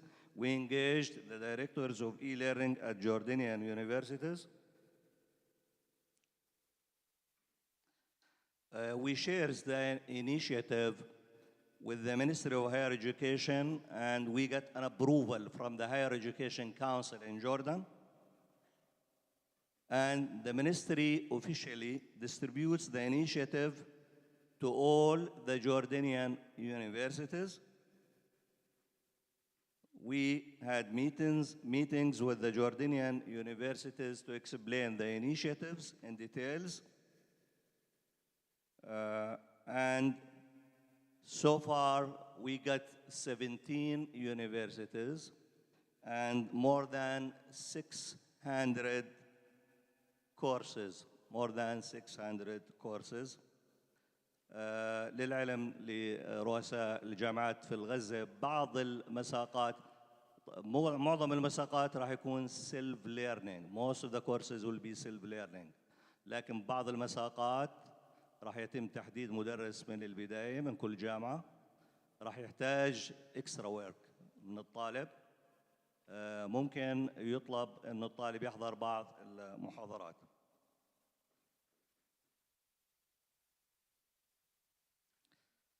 الكورس selection,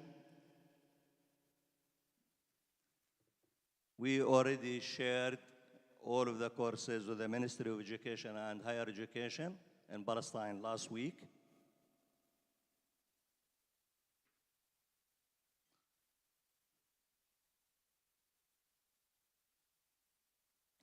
طبعا الخطوات اللاحقة إنه الوزارة راح تتابع مع رؤساء الجامعات في غزة لاختيار المساقات اللي الطالب بده ياخذها في الجامعات الأردنية.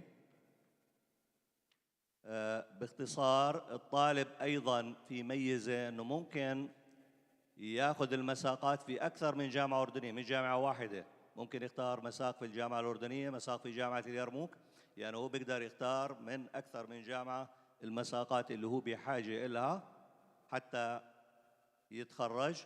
وبيتم ترتيب هذه الأشياء من خلال المجلس الأعلى اللي راح يخاطب الجامعات الأردنية، اللي بدورها راح تحدد مدرس للطالب واللي يتابع خلال الفصل الدراسي، وبعدها يعمل تقييم. وممكن التقييم يكون أيضاً shared مع أساتذة في جامعة غزة إذا طلب ذلك، ومن خلال المجلس الأعلى راح يتم إرسال النتائج إلى وزارة التعليم العالي في فلسطين اللي بدورها راح تعطي النتيجة للجامعة المعنية بحيث تمنح الدرجة العلمية للطالب. هذه المرحلة الأولى اللي هم الطلاب متوقع تخرجهم، لكن ممكن نعمم هذه التجربة لاحقا. نتوقع احنا ألوف من الطلبة راح يستفيدوا من هذه المبادرة.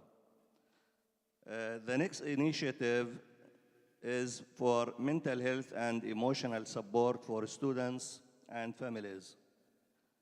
This initiative supports students, families, and professionals in managing stress, grief, and emotional recovery at no cost. What's included?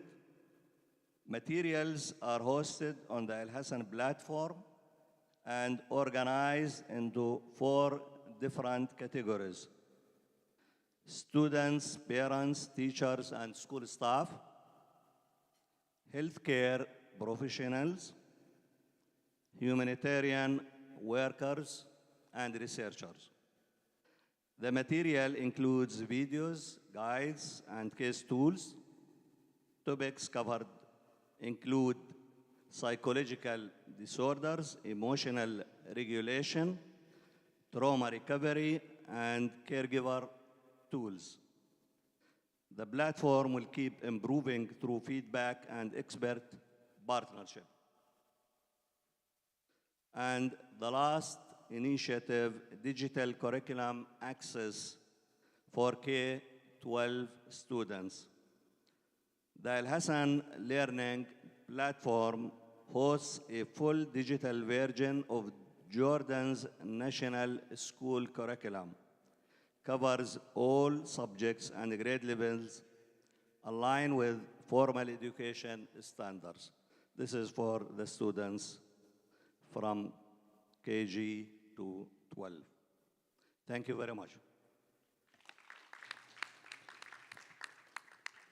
Thank you so much, Professor Arifai. I think it was an important element of looking at how regional coordination mechanisms and digital platforms are supporting students in Gaza.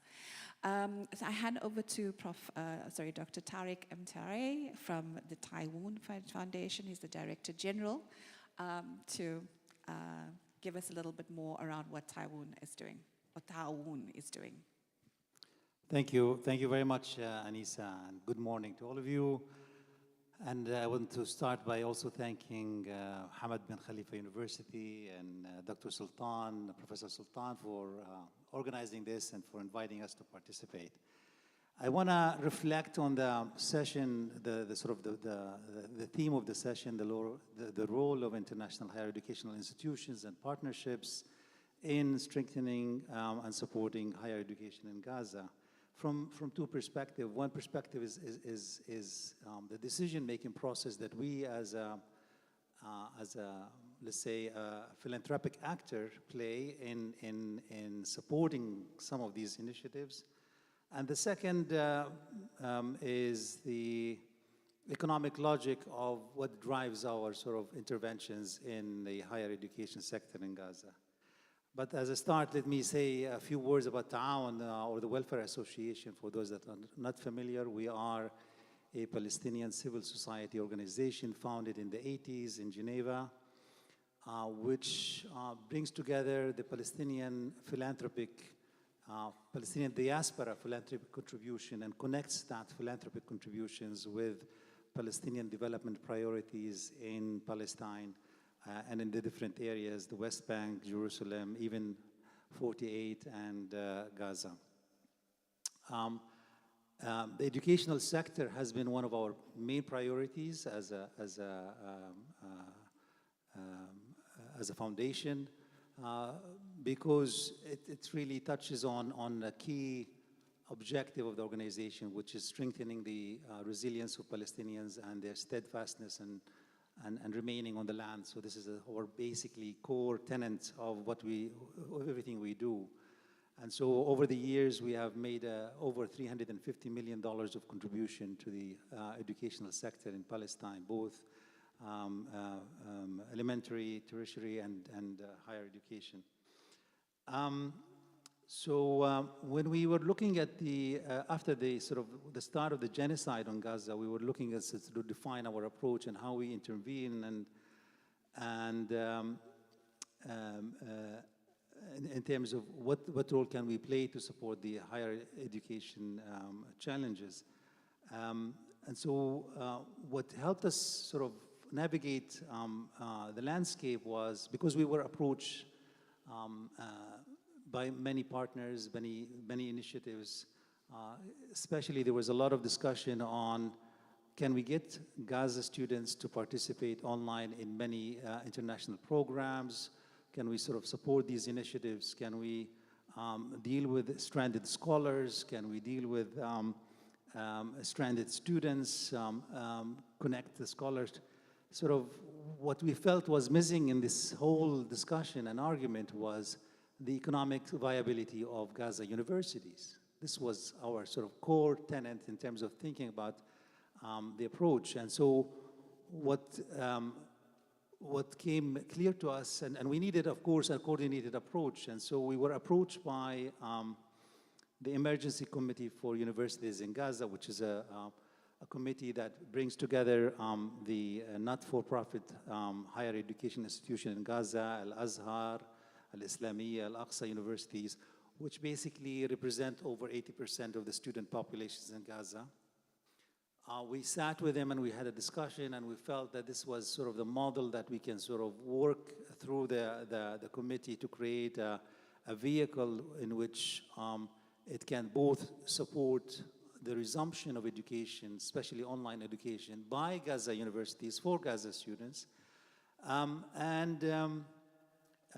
through this mechanism also provide economic vehicle for flow of economic support to faculties and teachers that could sustain the educational experience. And so that's why we work together with the committee, with the ministry to launch ISNAD as a fundraising mechanism and a fund distribution mechanism to channel support to the universities with a simple mechanism by saying, okay, if we can actually cover the tuition of a single student in a Gaza university, helping that student to complete a semester or complete a degree that is especially last year students. And if the universities can demonstrate that they are able to deliver the learning and do the assessment, and we have seen the evidence of that. All the 3 universities that we partnered with were able to show ability to deliver learning over 40% of the curricula and do the assessment, and basically in a transparent way. And that gave us the tool and evidence to communicate with our international partners and donors to really channel the funds and develop a funding mechanism to support the university. So we need a good narrative, and the Gaza universities have that narrative. They have demonstrated the ability to resume online education. They have demonstrated the ability to complete degrees and assessment, a proper adequate assessment. We have heard about it yesterday.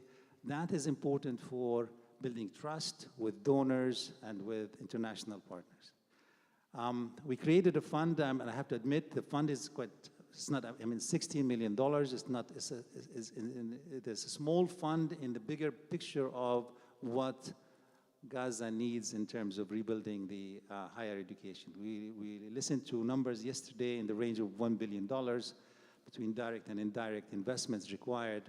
So this is a small, we're building the coalition both based on institutional partnerships with the global actors, like the Arab Fund for Development, foundations, but also on the international support of students. So we need to connect student to student. So there is a strong scholars to scholars and students to students solidarity movement globally, and this is where I think this kind of coalition of the caring can support. So this is what I wanted just to highlight in terms of the process that we went and the decision making that we sort of inspired us to engage with this initiative. So just to wrap it up in terms of what's next, I think, and our takeaways, I mean, we valued the work with the Emergency Committee for University of Gaza because it allowed us to create a coalition, a broad-based sort of economies of scale, I would say, the economies of scale intervention, because it brought the voices of let's say, 80% of the student body. Was important to emphasize the governance of the initiative. So all the universities and the steering committee representatives or the emergency committee are represented in the decision making. So there has to be a clear, transparent expenditure mechanism. Sort of how do you really decide on the students and which programs do you want to accelerate in terms of the urgent needs today, of course. And that was a good process to work with. And finally, to think of what's next now. We were looking at opportunities where we could expand this to also create direct support for scholars in Gaza to engage internationally but remain within their host institutions and facilitate some sort of mechanisms that could facilitate, let's say, research sponsorships for Gaza scholars in Gaza universities with international partners. So we can create these vehicles, which, again, I want to emphasize, transparent, efficient, and quick to channels economic support to the universities. Finally, I want to highlight that in everything we do, we have to think of the economic logics. The universities economically have to be sustained. So, and the way they are sustained is that they live off, especially in the Palestinian context, it's not like any other sort of European context where universities do get a lot of state subsidies. Palestinian universities do not get state subsidies. There's no state anyway to, I mean, of course, we have the Palestinian Authority, but there's no state in the sense that we have, sovereign state that cares about higher education. So there's no subsidies. The only way the universities survive is student tuitions and tuition fees. And that's where you can help, is by sponsoring the tuition fees and giving this to the universities an economic means to survive under these current difficult circumstances. I think I'll stop here and pass it back to you. Thank you very much. Thank you very much, Tariq. So I think we can agree that the work that Ta'oun is doing is fantastic, and particularly in terms of moving away from, talking about the resilience of Palestinians to rather the resilience of the higher education system and building in economic resilience to withstand these kinds of ongoing shocks. I know we also had some critiques yesterday from some of the Gen Zs around the, asking questions around the scholars who are funded to undertake their studies elsewhere, and and how we can actually ensure that these kinds of those who become the freedom fighters and the knowledge holders, that they do actually remain in Gaza, and that we find other sort of systems and processes in the future to ensure that we have international academic exchanges that still keep these scholars in Palestine and don't contribute to a sort of a Zionist project to have these scholars wiped out from remaining in Palestine. It gives me great pleasure then to hand over to Dr. David Duncan, who is the COO at the University of Glasgow. And for those of you who might be aware that this conference follows on from a conference held at the University of Glasgow in December. And so it's, University of Glasgow has played a key role, I think, in discussions around the rebuilding of higher education in Gaza. And we look forward to hearing more from David. Over to you. Thanks. Thanks very much. Thanks very much, Anissa. Is that loud enough? So my role, I think, is to give a perspective from one overseas university about what we can do and what we should do in terms of supporting our colleagues in Gaza. I'm contractually obliged when I give a presentation to boast a little bit about the University of Glasgow, so please forgive this slide if you don't mind. It simply gives a sense of what the university is about.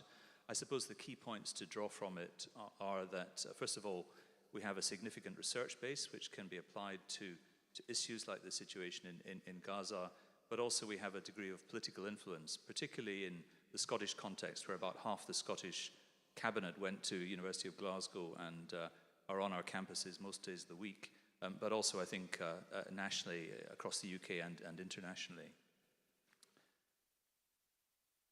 We're also a university that tries to live its values and to express those values in the things that we say and we do. And to be absolutely honest, we don't always achieve that, and we are constantly challenged by our staff and students about the extent to which we live those values.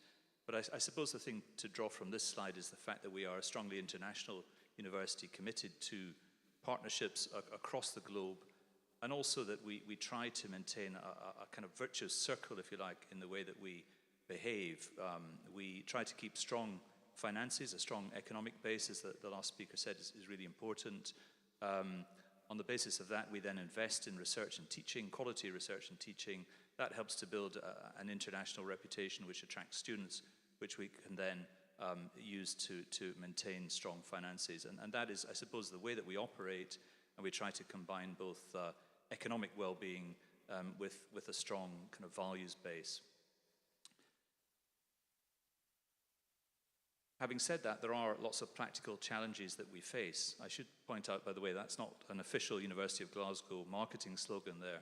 It is a protest that some of the students led recently because they were angry and unhappy about our approach to Gaza and Palestine.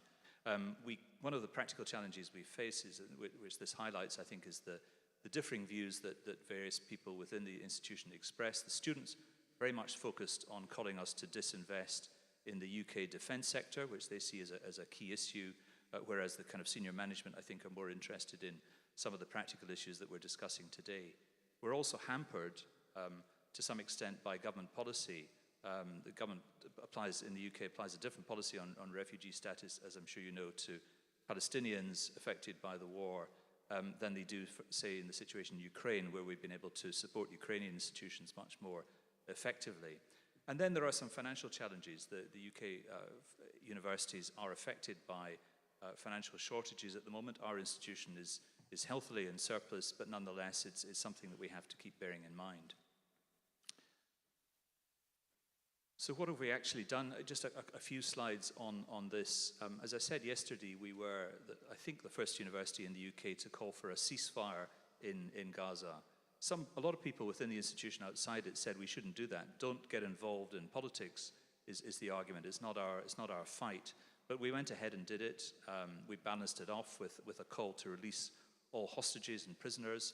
And actually, it I think, encouraged other universities across the UK to follow suit. We've taken a fairly hands-off, a fairly light-touch approach to protest on campus. We try to facilitate peaceful protest as long as it doesn't disrupt other people. We're proud of the academic work that our colleagues like Professor Alison Phipps is here today and her colleagues in the Education School do. And also, as Anissa mentioned, we hosted that first post-conflict reconstruction conference. And as this slide suggests, you know, there's a whole range of things that we can get involved in, and we don't do nearly enough at present. Institutional partnerships are a key part of that, and probably stronger partnerships at the moment with Ukraine, but building with some universities in the West Bank, and potential to build with institutions based in Gaza. Access to materials, which I think is a moving target at the moment, but something that we can help with. Scholarships and fellowships, and sometimes one-off cases, jobs for people, sometimes bending the rules a little bit to try to make that possible. The chair of CARA, which is the Committee of At-Risk Academics in the UK, is on our governing body, and it's actually really helpful for people like me as a university secretary to have covering fire and support from members of our governing body, and long may that continue. So I should maybe explain that photo a little bit. The person I'm with in that photo is the president of the UCU, the trade union in Scotland, and we tend to, being part of management, we tend to argue and fight about just about everything on a daily basis, but the one thing we agree on is as exemplified in that picture where we bumped into each other at a recent rally. But that trade union involvement, I think, in this cause is really important for us. And as the photo, as the slide suggests, issues like mentoring and online workshops, which we haven't talked terribly much about today, I think could be really important. Making lectures available to people online, etc. And again, there are lots of examples of what we've done in Ukraine that we can draw on.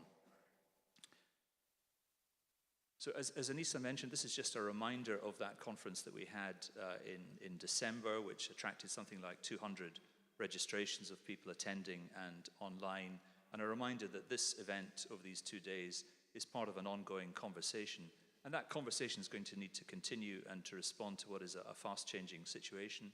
I hope it also helps us to bring in more institutional partners and more umbrella bodies to contribute to this discussion. And then lastly, just a kind of summary, if you like, about what we can do, and I hope to say more about what we can do collectively in the last session later on today. Thank you.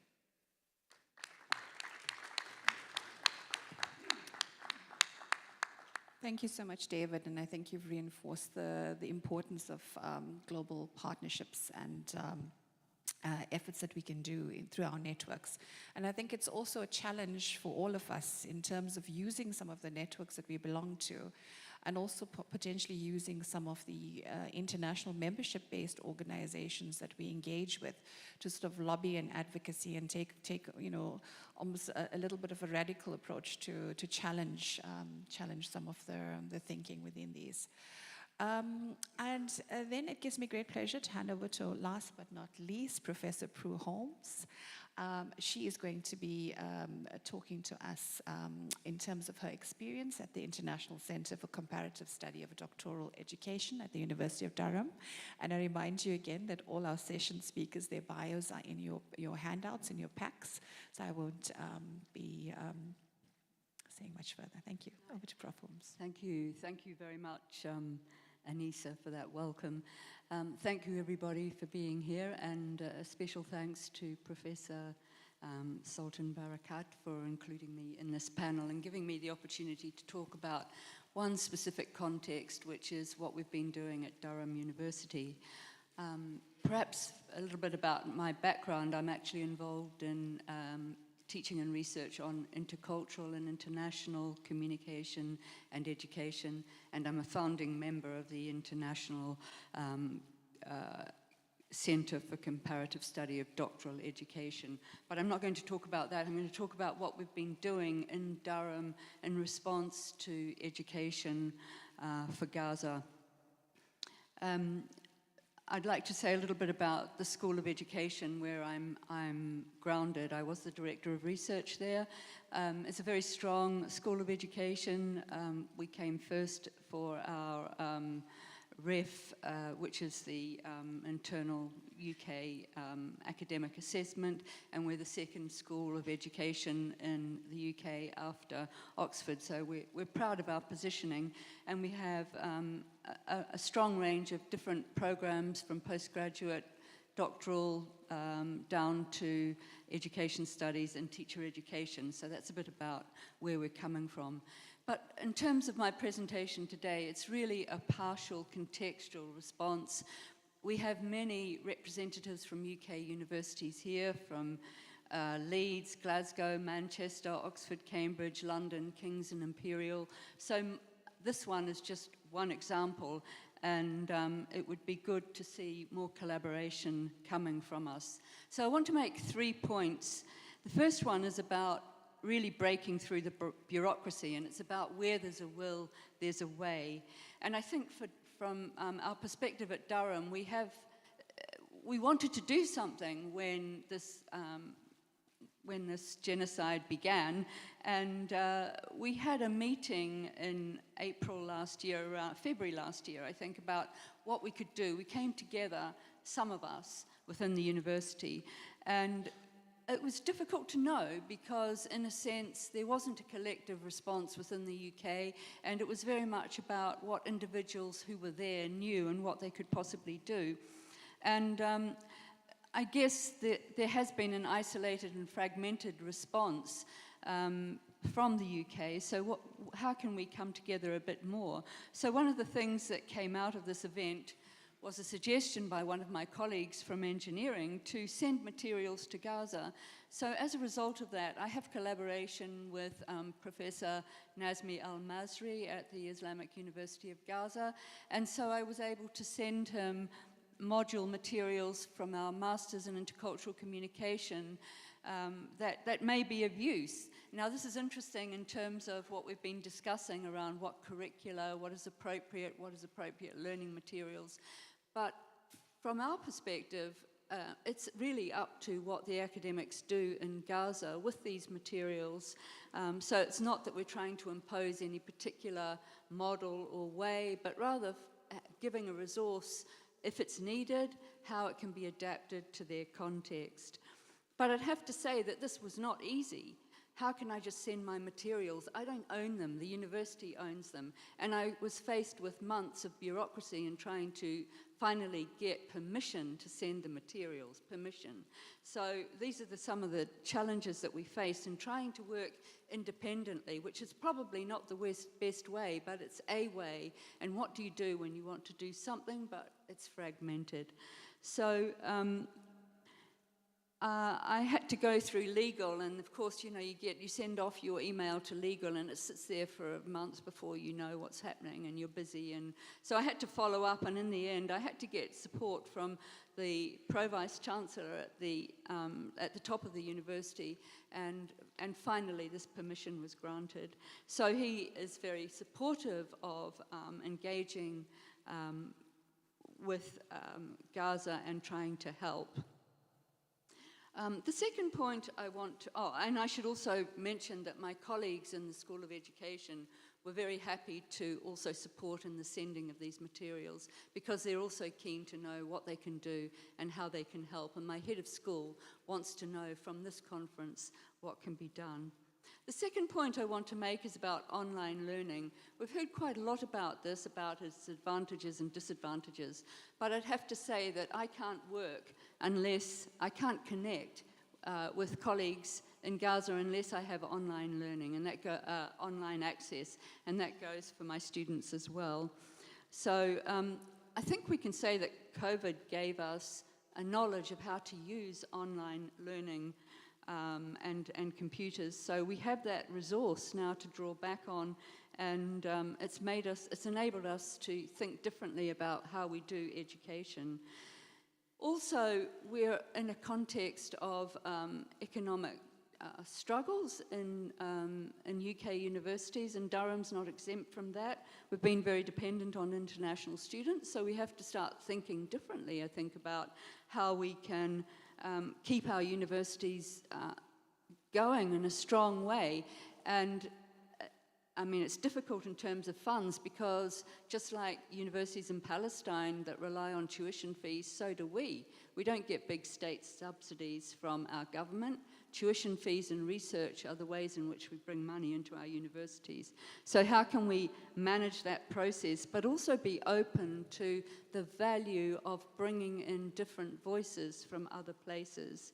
So I just want to talk a little bit about some online experiences that we've done at Durham. And I go back to a project I was involved with Alison Phipps, and some of my colleagues are here, Giovanna Facetta, Maria Grazia, Mariam, Atia. We were involved in working with Nazmi, and from that work came a book published by Giovanna, Nazmi, and Alison on multilingual online academic collaborations as resistance, crossing impassable borders. So we have an example there of ways of going forward. I also worked with Nazmi building critical intercultural pedagogy, and he engaged there with a colleague from Natal University in Brazil And the students in the two groups developed ideas about identity through online intercultural dialogue, through processes of writing. And so this was both synchronous and asynchronous communication. And they published this work in a book that was related to this project. Another project that I'm involved in that I think is really interesting for what could be done is it's about student-to-student collaboration, as we've already heard, getting students talking to one another. This is a COIL project, Collaborative Online International Learning, and it's funded by the British Council, but it's between Durham University and Rio de Janeiro University, and it's about sharing experiences of society and chemistry. So it's a chemistry module, but it's about society using the Sustainable Development goals. How can you implement chemistry issues within society? So again, getting students to cross borders, collaborate, talk to one another, learn about one another, learn one another's problems, come to know. And I think this is key in what we're doing, because I'm involved in intercultural and international learning, and it's about getting students to talk to one another and getting colleagues to talk to one another too. So these ways are just some ways in which we can move forward in our individually, but also possibly on a larger scale with more cohesion. But the important point, of course, is always, as we've heard, it's about context, responding to specific contexts and needs. It's about engagement of scholars engaging with one another, but also enabling students to talk to one another. And it's also about curricula. There's no one model, but how can we adapt what we're doing to the context, to the needs of the time? And the third point I want to make briefly is really about scholarships and academic support. I just want to say I'm really proud of what Durham has done to support our students in Gaza. When the war broke out, we had students who were finishing their studies, couldn't go back, had nowhere to go. So Durham were supportive in continuing their scholarships. I have one student, a doctoral student, Arwa, who went back a week before the war started to begin her data collection with the Ministry of Education to understand how peace was being developed in schools or not, or how it was talked about. The war broke out and her PhD work couldn't continue. I've now just started with her again she bought herself a solar panel so that she could have online communication with us, and we're beginning to re-establish her doctoral study. But in the meantime, Durham have paid her fees so that she could keep her scholarship open. And this was a scholarship on peace and trust that was given by Durham University. I'm also very proud of Anas Al-Masri, who has succeeded in getting an ESRC scholarship, and he's about to finish his scholarship, his doctoral research, which is on scholarships for peace. So you've been talking about how young people who are highly educated coming out of Palestine, what they can give back. So Anas is giving us the answers here, and he'll be submitting in June, so we're looking forward to that outcome. And in the meantime, we've got Dahlia, who was unsuccessful in getting a recent ESRC scholarship. Only 30% of these scholarships go to international students. They're highly competitive. She has a magnificent project. She has a magnificent background. So if anyone can help with scholarships, we'd be grateful. And finally, just to say that we have had, Nazmi Al-Masri has come to Durham as a visiting scholar, and that's been really productive in enabling him to continue all sorts of engagements, not just with colleagues at Durham, but in other places in the UK, and to continue his collaborations internationally. So we really value these opportunities. And so in conclusion, I'd just like to say that it's really important to have these possibilities through online communication to cross boundaries, and it enables those who might possibly be excluded to be included, and this is crucial for intercultural understanding and solving challenges, building links and exchanges, and developing intercultural dialogue. So these are ethical conversations about bringing social justice, and I think also it enables us to be more hopeful and to never give up. And I think we can think of these Freirean principles of dialogue and critical intercultural pedagogy as resistance against oppression. So the idea from Catherine Walsh, too, of linking theory with practice, and that this thinking and doing leads to action. So through these engagements, we can bring about this transformative power of education through youth. Thank you very much. Thank you so much, Prof. Holmes. So I think we are over time, so I don't think we have time for questions, but perhaps if Sultan can give me an indication as to whether we'd be able to take one or two questions, because we over Yes, time.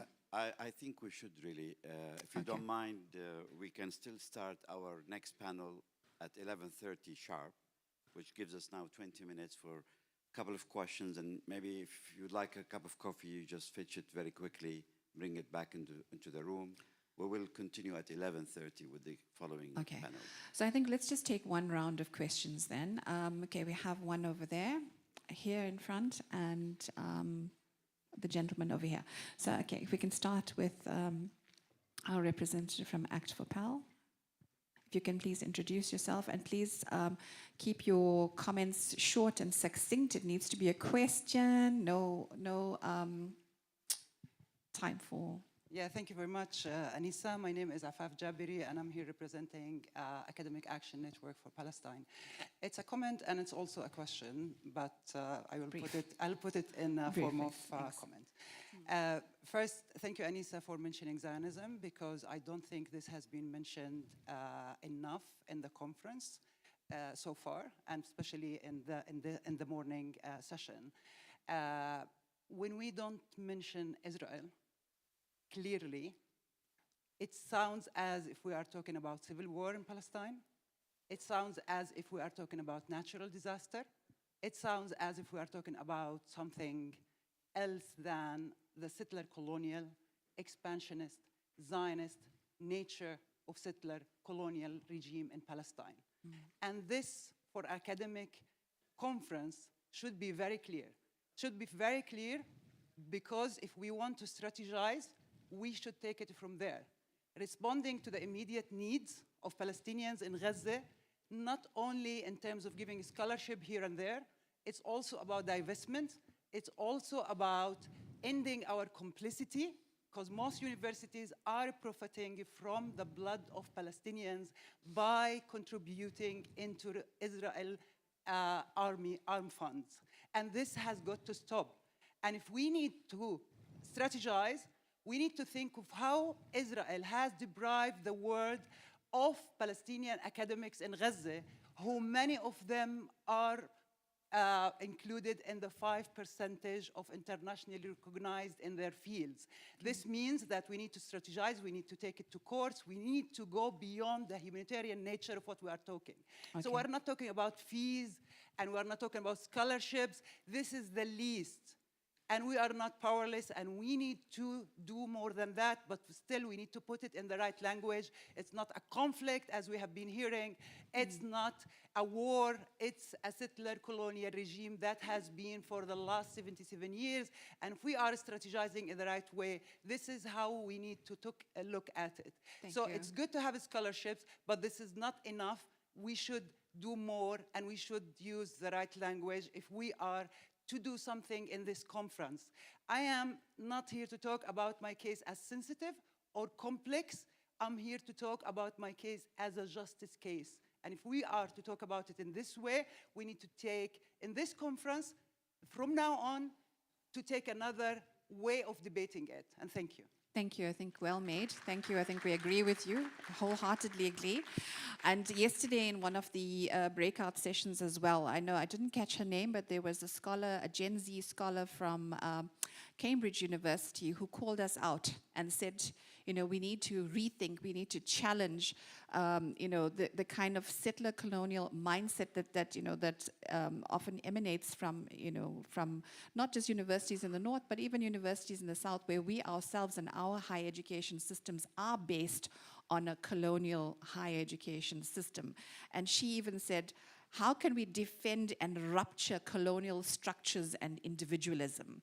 So I think that we will, and the rapporteurs are doing this as well throughout the process of the days, capturing these questions, these key ideas. They are not lost, and I give you that assurance that we are taking all of these points, we are putting it, we are documenting it, and also that we will take it forward as we move into the next steps after the conference as well. So well noted. Thank you for that comment.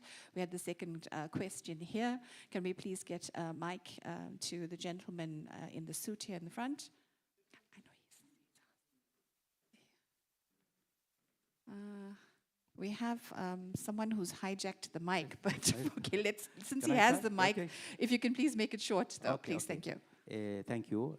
My question for Dr. Mashhour, if you please, Doctor, if you can explain or more details about the implementation plan for me and for my colleagues from higher education institution in Gaza, please.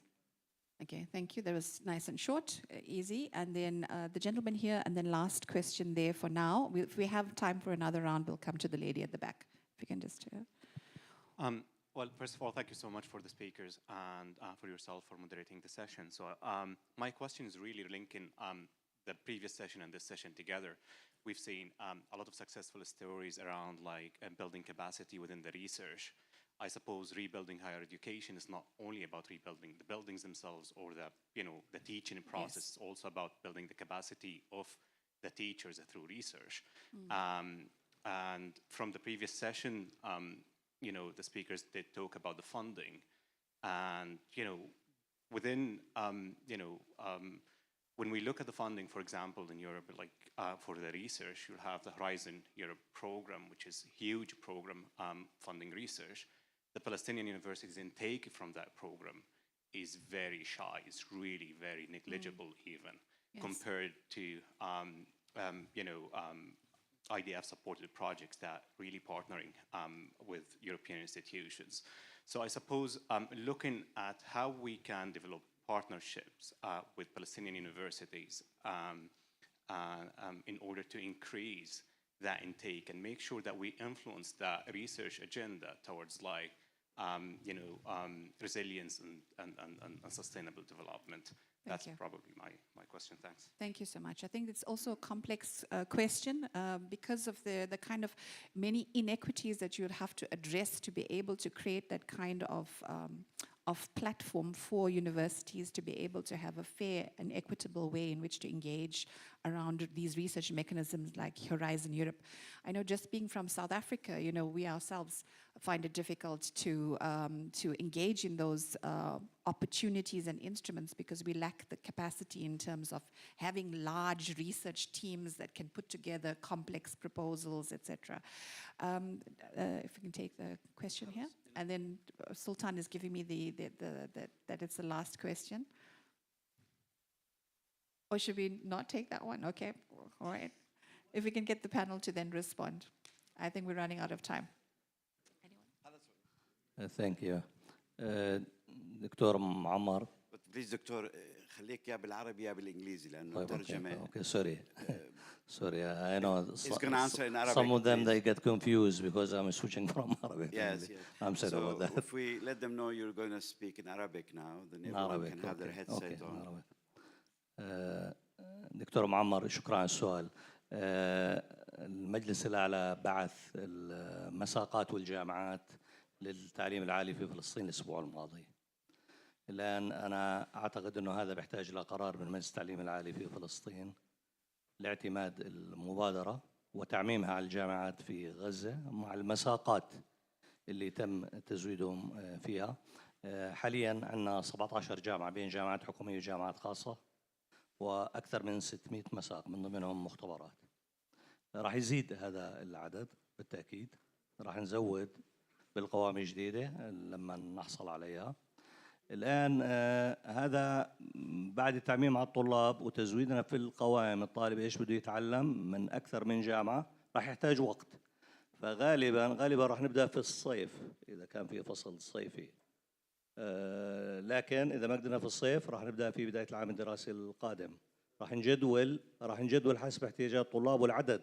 يعني أنا ما بعرف راح يجينا 500 طالب ولا راح يجينا 10,000 طالب. هذه الأمور احنا بعثنا لوزارة التعليم العالي فلسطين انه ممكن نجدول حسب احتياجات الطلاب ونحاول نحل المشاكل للطلاب اللي باقي عليهم عدد قليل من المساقط وخاصة المختبرات. شكرا. Yeah, I think Tariq also would like to respond to that.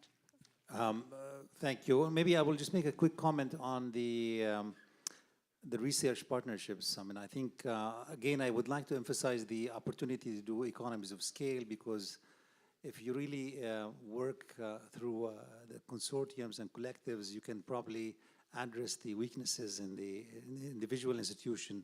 And so I'm also, again, in our dialogue with the Emergency Committee of Universities in Gaza, we now understand there's another subcommittee on the medical sciences. This is an urgent issue to be addressed today in the context of Gaza. Another subcommittee, partly within the medical sciences, also the psychiatry and the psychosocial support. And all these areas need strong economies of scale interventions, what I would call dynamic economies. That's why I think some of these sort of a good coordinating mechanism around the research consortia is to work with these kind of multi-university initiatives in this context. Just a quick reaction on this. Thank you so much. I think that brings the session to a close. Can you please give our panel another round of applause? Thank you so much, and over to Sultan. Thanks. Thank you very much. Thank you to all of you. We will start sharp at 11:30, so we've got now 10 minutes only for a break. Please help me bring you all together in the room at 11:30 to have a prompt start. Thank you.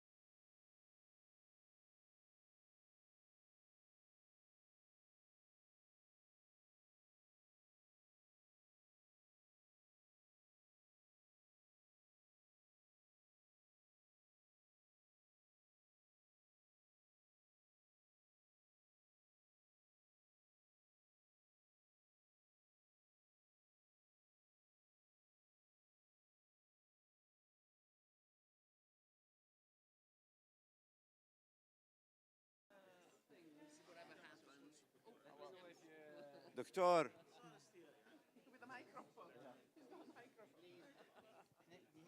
تفضل دكتور تفضل دكتور طب one of you جيب 2 كوفي للاثنين يلا يا سيدات hello you still waiting you should do 2 cups simultaneously do 2 cups simultaneously hello yes fast do 2 cups here simultaneously من هون ومن هون بنزل Sir, this mission is too late. This one. No, I was doing this job in a cafe before. هيك وهيك تحط هيك وهيك. خلاص نص espresso one shot each.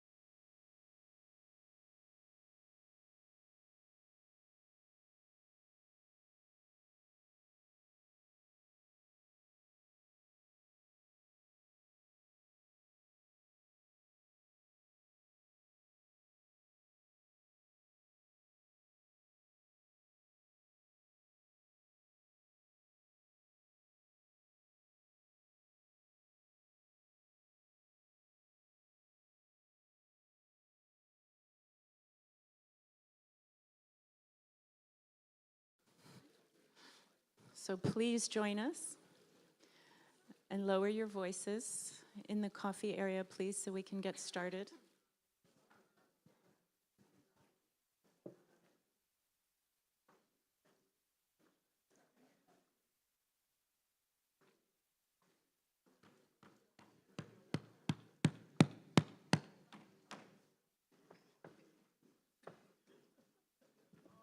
Please, Dad, call them in.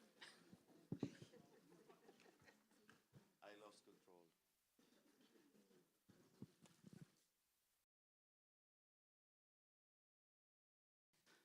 Thank you. Please come and join us. We're starting.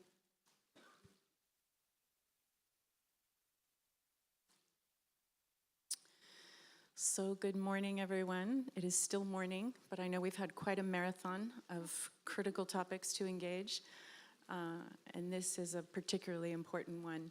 If you did not meet me so far, my name is Erin McCandless, and I'm the acting director of the Qatar South Africa Center for Peace and Intercultural Understanding at the University of Johannesburg in South Africa. So our panel now is on the critical role of women in protecting Palestinian culture and empowering women in Gaza. And just to make a couple of introductory points, I think first in Gaza, education is not just a right, it's a form of resistance. And women are at the heart of this resistance. And I too was struck by Prof. Chauhan's comments that it's also education is a source of joy and a foundation for economic resilience. Second, education is a core form of empowerment. Women have remarkably constituted around 62% of higher education students in Gaza, and we know well that Palestine has literacy rates far exceeding most countries in the world, in the 90 percentages as far as I've seen. Higher education has offered women the tools to pursue careers, raise families, and become leaders, despite the immense structural and societal challenges they face. And of course, in war, and even more so in context of genocide, development is reversed. And all of this has very strong gendered impacts and implications. So destroying educational facilities systematically, we know, is often referred to as scholasticide and tied to the dismantling of cultural and intellectual foundations of people. And we know that conflict and crisis compounds gender disparities, exposing women to increased risks of violence, early marriage, and economic marginalization. And lastly, education and women are cultural stewards and protectors. And Gaza's universities, we know, have long served as bastions of cultural preservation, where women have been at the forefront, teaching, creating, and transmitting knowledge, identity, and heritage. Israel's targeting of health infrastructure, including fertility clinics, signals an assault not just on the present, but on Palestinian women's reproductive futures and the culture, identity, and existence of the Palestinian nation. So this panel is not just about education or culture, it's about the survival of a people and the unyielding spirit of women who carry the future forward. So our superb panel of speakers today will illuminate these and other themes that speak to why and how the reconstruction of higher education in Gaza needs to prioritize the needs of women, ensuring inclusive and safe educational spaces that empower a new generation to thrive. So I've asked speakers to try to stick to 10 minutes, 12 max. And we will be starting with Alan Phipps from Glasgow University, who I don't think needs further introduction at this point. Thank you. Thank you very much. I'm going to stand because I'm a woman in the tradition established now at this conference, but also because I have notes. And I am going to set a timer so I don't go over my allotted time and take my own medicine from earlier. Thank you so much, Erin, and also to my panelists for engaging in this theme. I want to first speak to the critical role of higher education in protecting Palestinian culture, and to say some words about the work that we collectively have done for 15 years now to enable the empowering and the employment of women in the Gaza Strip through the work of my colleague, Professor Nazmi Al-Masri, but also my colleague, Professor Hatam Al-Aidi, who has been on the organizing panel for this conference, and with many partners who are present here, Dr. Giovanna Facetta, Dr. Maria Grazia Imperiale, Professor Prue Holmes, Dr. Mariam Atia, amongst many others. And I am delighted to be able to meet some of the people I've never met before in person. Sana, it is so lovely to meet you in person for the first time from the work that you have done with us for many years. 5 points to preface. Number one, genocides always begin culturally before they are political. They are made in the fabric of language and the educational, cultural ideas which are used in the deep education of hate. Settler colonial violence, such as that perpetuated by Israel, but also by other allies of Israel, is a cultural idea first and foremost, and a historical idea, and it requires a decolonizing of the mind. Number two, genocides are sanctioned or stopped by cultural education as one of the key pillars alongside but also sustaining political action. The media are critical in this regard, as is higher education, where journalists are trained, and also those who lead religious and cultural institutions, which can, when healthy, as is the aim of SDG 16, be strong institutions for peace. They can also become strong institutions for violence, creating the conditions and the sanctioning of silencers, creating the toxicity of shame, and creating the constitution of the perpetuation of settler colonial violences. Number 3, higher education is the training ground for cultural workers, artists, and those who work with the strongest of symbolic systems we have as human beings, our powers of expression, especially in language and in the wide understanding of language as art. It is our first symbolic system, and it is given to us by our mothers, our mother language, by our motherland, and by the mother of community.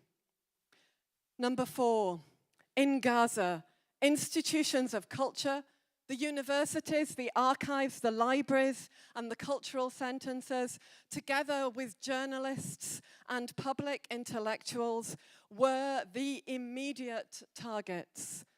Scholasticide and cultural side and articide and linguicide are vital constituents of genocide. Culture is also the work of resistance. And number 5, the final point in preface, cultural education in Palestine and worldwide is vital to both the prevention of genocide and rebuilding of higher education in Palestine. Without it, nothing can be rebuilt at ROOP. And we heard from our South African colleagues in the panel yesterday who said that in the work against apartheid, something was missed.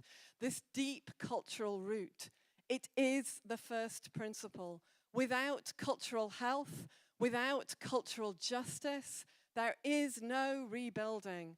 This must also be a cultural health that is sustained by intercultural dialogue and multilingualism. It cannot be ethnocentric. It will not have collaboration if it is. In 2022, the Institute for Economics and Peace worked with UNESCO and with myself to examine the supporting conditions required for peace and stability and correlated these with frameworks of cultural rights and intercultural dialogue.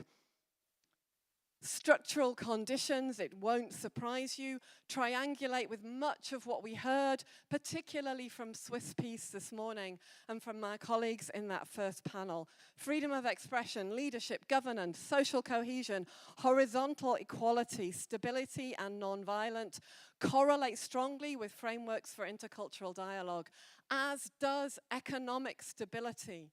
And in 160 countries, the only 2 outliers that could buck the trend of requiring deep economic stability were the following: leadership and organization for intercultural dialogue and cultural work, and freedom of expression. Language, language, language, art, art, art. Neither of which require much money, but are catalysts for incurable hope. 2 key points came out of the work that I undertook examining culture in this regard. Number 1, you need to work with cultural and intercultural translators who understand and can dialogue in ways which engender trust. Institutionally, which often means talking boring language, and individually, which means talking the language of food and love and family and art. And also, you need to work with people who are a bit florid, a bit flowery, a bit quirky, a bit eccentric, a bit unusual, definitely difficult, but who demonstrate some of the 10 characteristics we identified, you can read the report, of leadership and organization in this field. Because leaders are courageous, risk takers, and innovators in cultural areas. They know how to sustain the creation of different presences, how to build communities of artists who will speak and learn, how to critique and dissent. Often they are not recognized as leaders until later in life. As a grandmother, this makes me very happy. Grandmother principles are vital to this work. They are pioneers of their own spaces. They know how to protect artistic and intellectual nascent communities. But such leaders do not create easy lives for their artists or their followers. They are often not initially easy to understand, and I apologize here to everyone I have ever managed. They also practice hospitality.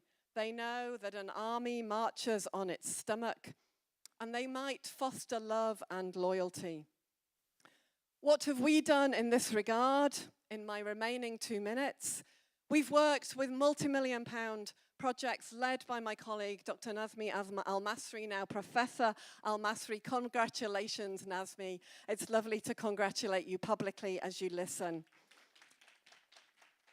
We had many different initiatives from a £2 million grant creating cultures of sustainable and inclusive peace in Gaza, but particularly, and I pay tribute here to my late great colleague, Professor Rafat Al-Raria, who led 168 talented women students from the Islamic University of Gaza to lead a 5-day theatre festival in March 2023, the first ever drama festival organized by the English department at IUG.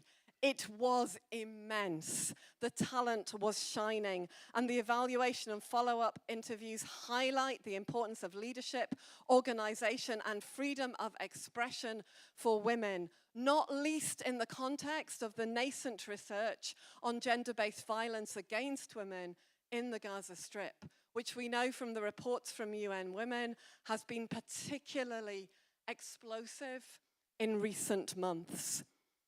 We noticed that many of the physical arts, particularly tatres, were vital to sustaining well-being and powers of expression. When we cannot speak, we embroider our story in the fabric of the land that we wear on our shoulders. This is how we language our indigenous connection to the land worldwide, and I have taken part in Tatres workshops all over the world. My alarm is singing to me, so I will bring this to a close. What do we need to do?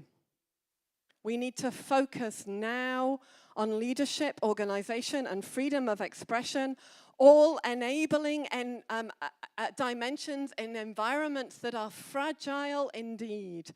But these are cultural powers. They cannot be taken from us, and they endure. And this means supporting the literary and visual arts, which, my friends, are not expensive.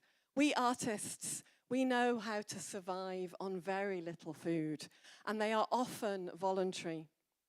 We also know that culture is the prevention of the cause of genocide, but also a healer and a cure too, and in its strongest form. Leadership and organization in institutions of education at tertiary level means investment in your arts and humanities, as well as your laboratories.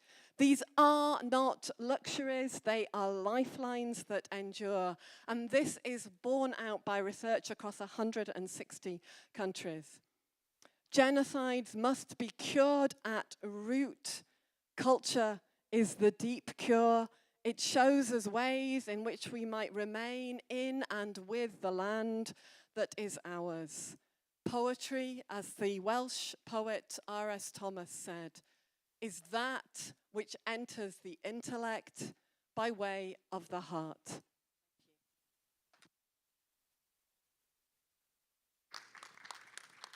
Thank you so much, Alison, for the compelling comments and in poetic form as well. We really appreciate that. I'm really struck by this notion that genocides begin culturally, and particularly when in the world of international relations and political science, culture is considered low politics, right? And also, I think, just to be aware, if everyone isn't, such programs are literary and visual arts are being decimated in the United States, along with wider attacks and closures of humanities disciplines in many universities. It's actually quite terrifying, particularly given that trends being set in the United States seem to be being picked up in other parts of the world. So something we need to guard against, obviously. So I'm going to turn it now to Dr. Amani Ahmed Elmgadma, a CARA Fellow, which for those who don't know is the Council for At-Risk Academics, a wonderful initiative at the University of Edinburgh and Islamic University of Gaza. Another woman to stand.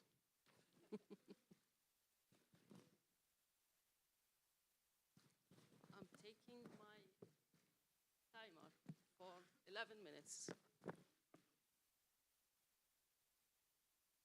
Hello, everybody. Thank you so much for having me here. Thank you, Professor Sultan, especially, for having me first in the organizational committee on behalf of Islamic University of Gaza.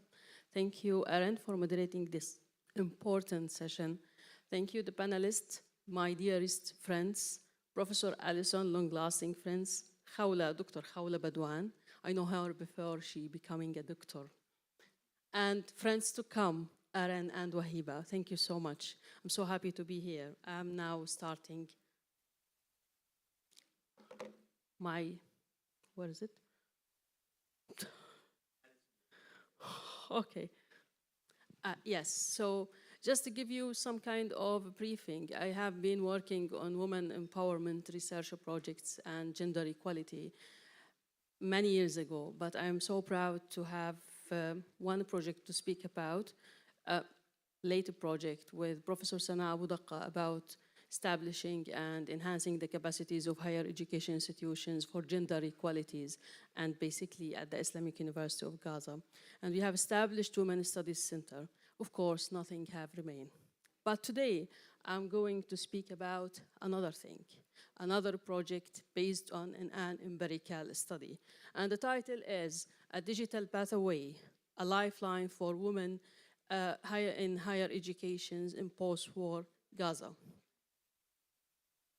Just to give you some kind of stories, and I'm sorry I have to switch to Arabic because sometimes I feel I can't translate the emotions. One of my friends, she's saying, ولا, why you are not, ليش أنت مش موجودة online؟ ولا موجودة على كرسي متحرك. هي نزحت من جباليا لما بلشت الحرب وتحولت مع أهلها. طبعا هي لأنه هي موجودة على كرسي متحرك، أهلها إخواتها شالوها، تقدرش تتحرك إلا بوجود إخواتها. نزحت يمكن 5 مرات. آخر مرة كانت موجودة في خان يونس في شقة على الدور الثالث. شفتها أنا شابكة أونلاين على النت، بقولها أنت كيف شبكتي إنترنت؟ بتقولي أنا إخواتي كل يوم بيشيلوني نزلوني على الأرض، بعدين بشبك ساعة من إنترنت الشارع وبرجع تاني على البيت. بسكت بصراحة، ما عنديش إشي أحكي. قصة تانية، وهاي من القصص اللي حكوها الصبايا. واحدة حكت خاصة اللي هم الصبايا اللي عندهم إعاقات، يعني أنا الواحد الصحيح مش قادر يمشي حاله، فما بالك إن اللي عندهم إعاقات. صبية عندها إعاقة بصرية بتحكي إحنا الكل نسينا، إحنا منسيين، الجامعة نسيتنا، أنا نفسي أدرس بس أنا مش شايفة، وبطلت قادرة أستخدم اللي هي الموارد اللي كانت الجامعة بتوفرها، لا في كتب موائمة ولا في مواقع إلكترونية بقدر أستخدمها، إحنا منسيين. So, I'm sorry but I have to just shift to an Arabic and this. It can't be in English. So this is the stories I wanted to start with, because this is the way that we need to understand how war is affecting women. So just prior to war, we have to know that women were representing 57% of enrollment in higher education in bachelor degree, whereas they were constituting 44.5% on postgraduate degrees. This means that we are having high literacy rate among women. And research, of course, when universities have moved to online education, university students have been engaged with this. But you know, it's a mid-war, so there is a lot of challenges. But here I will be speaking about the challenges, but more about how we can support women and be gender sensitive in our interventions. So this is the aim of the study. And the methods that we have applied is through a mixed method. We have conducted a questionnaire for around 100 students, as well as 18 interviews with students, and the data have been analyzed for the interviews through the thematic analysis, and for the questionnaire through SPSS. And here are the findings. I think it's not surprise, but I have to say it. Number one, for the quantitative data, what we have found is that the highest challenge that women are facing during online study is the studying and amid displacement and life conditions. The second one is difficulty in accessing internet and technology. You know, everyone knows that there is no electricity, no internet, so how they are going to access. The third is managing online modules and resources, which comes around 2 out 3. So this have been done. We try to understand more. What are these challenges? What does it mean? Why? We found that the women are burdened by care. They are caregiver. There is gender responsibilities in the humanitarian context. In displacement, you don't have washing machine, you don't have gas, cooking gas, you have nothing. What you are doing is that you don't have bathroom, you don't have a sanitary. All of this you have to manage and then study. Second point is there is a psychosocial support pressure and isolation in the digital learning. And this I want to echo what is Dalia, what she was asking is that students are feeling isolated. They are not feeling connected amid war. There is a sense of isolation and insecurity. Third one is the absence of dialogue. Again, they insist in this point. There is no dialogue. No one is speaking to them. They are left alone with the modules and some teachers. Of course, I'm not blaming the teachers, by the way, because they are also in the same situation. They are suffering.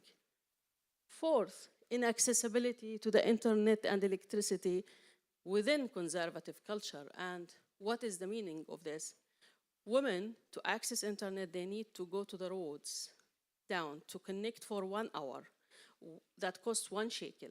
1 shekel is around 1 rial, I would say. So because of the displacement and the crowdness, there is no road that is empty as before. People are just like sitting like this. And sometimes walking, you can see, it looks like Hajj, you know, how crowded it is, the spaces. So in this culture, it's not so acceptable to send your daughter or sister or mother to be in such a situation where they are just moving between men. It's not acceptable. We have to admit it. And the fourth point is intersectional exclusion. Women with disabilities in the digital domain are marginalized. They are already marginalized because of disability, and then we have adding intersectional one is the war and the situation. So what we can do with this? Where to point this? Stop timing. Okay, yeah. So because I'm a practical person, I want to be practical. Yes. So the core principles for stakeholders, 4 things to keep in mind when you are designing your intervention to support women. Number 1, lived experience of women from Gaza should be the center and start with. Number 2, equity for equality. I'm not asking for equality. There is a lot of different needs and different situations that need to be considered. Third, techno-feminist design. Technology is not a neutral space. It's not a neutral space. And we need to not to reflect what is happening in the physical space and transfer it to the digital space. Relational resilience, education is emotional. And this is what Dr. Saida mentioned. So digital learning must be more dialogal, and this is the what of the people who are doing the pedagogy. So what is the practical recommendation? We have classified them into 3 stages: immediate, intermediate, and long term. In the immediate one, we are talking about distribution of offline materials, a creation of hub for internet connection among communities. And there is a good initiative called Hope Hub, and they are providing internet and electricity in some spaces in Gaza Strip. Second one, the short term, we need to focus on rebuilding the equity and the support mechanism. And in this, we need to have more formal peer-to-peer support from the academic staff so that we are supporting the staff as a backup. The second one is to have more inclusive digital education learning and the provisional of digital pedagogy and resilience training for the staff themselves. The third point, which is reinforce and expand scholarship for caregivers, for women, and for displaced learners. The long term, and here I'm just referring to the first session yesterday or the second session, the university presidents and vice presidents. You saw that we didn't find any president, vice president, a woman in the higher education sector in the Gaza Strip. And this is a problem because if you want to solve the problems and to be a gender sensitive, you need to have women voices. And I'm pretty sure there are women, educated and highly educated women in Gaza and in Palestine. Just give them the voices. So, and then we need to institutionalize a gender-responsive and intersectional educational policy at the ministry and the universities themselves, and to have permanent learning hubs and women-led education reform. And thank you so much.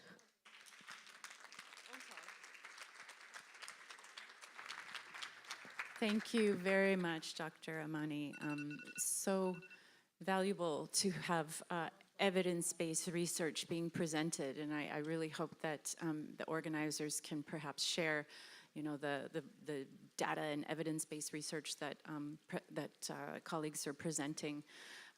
It's so critical for informing policy, and particularly the distinguishing of short, medium, and long-term policy recommendations, extremely valuable. Thank you for your important work. So next we have Prof. Wahiba Abu Ras from the School of Social Work at Adelphi University in New York.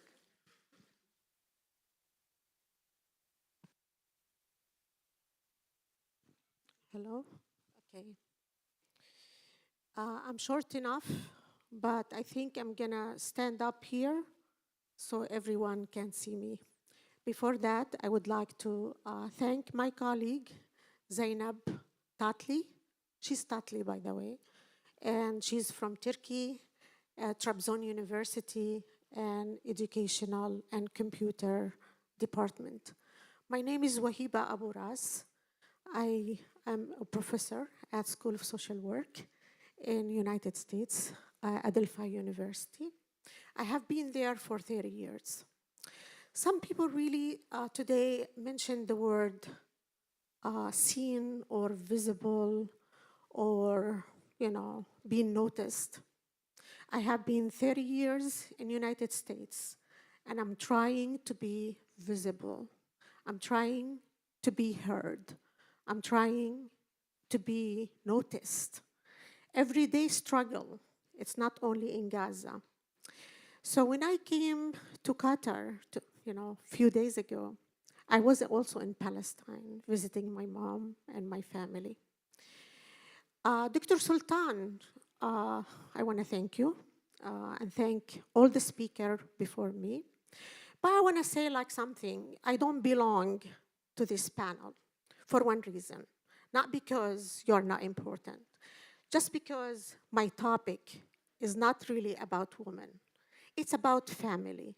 It's about well-being of the whole entire community. psychosocial aspect of the war has been neglected. Although we have education, yes, education is above all. Education is very important. But how can we be educating our kids when they are traumatized, when they are fearful, when they are anxious, when they are depressed? How can the mother care or take care of her children during this genocide when she loses every day 1 or 2, 3 people from her family or immediate family? Don't believe what you see on screen. Don't believe that these women are too strong to stand up. They are pretending to be strong. But when they are staying behind walls, or tenant in this case, they cry, they mourn, they are traumatized, they maybe don't sleep at all. So please, resiliency, it's a very, very, very, how do you say, broad, concept, and I don't believe in it. Resiliency is about resources. How a woman can be a resilient when there is no resources, not only internet or connection, when there is no support from the community, when there is no food and shelter. No one can be a resilient. And trust me, all this research about resiliency, they are halfway true, not completely true. Today, I'm talking about the digital storytelling that my colleague, Dr. Tatli, and myself have started last year when we met here at Hamad bin Khalifa University after the war started. We spoke about how can we really help people, present themselves. Then we started AI storytelling. The person who construct their own story, adding a meaning to their stories and experiences. No research can tell how these people feel about themselves.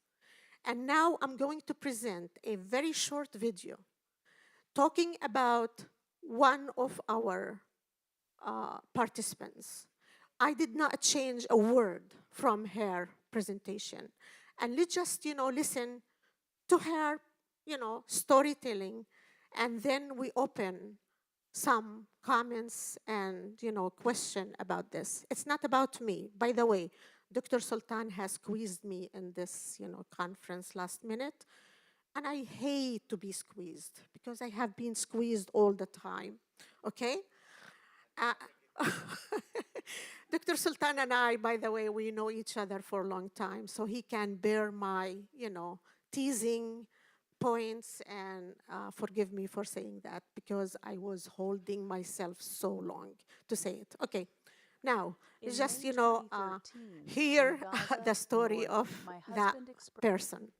In May 2013, in Gaza, North, my husband expressed his desire to leave the region, attempting to protect our daughter from the severe stress caused by the frequent wars, particularly the war in 2012.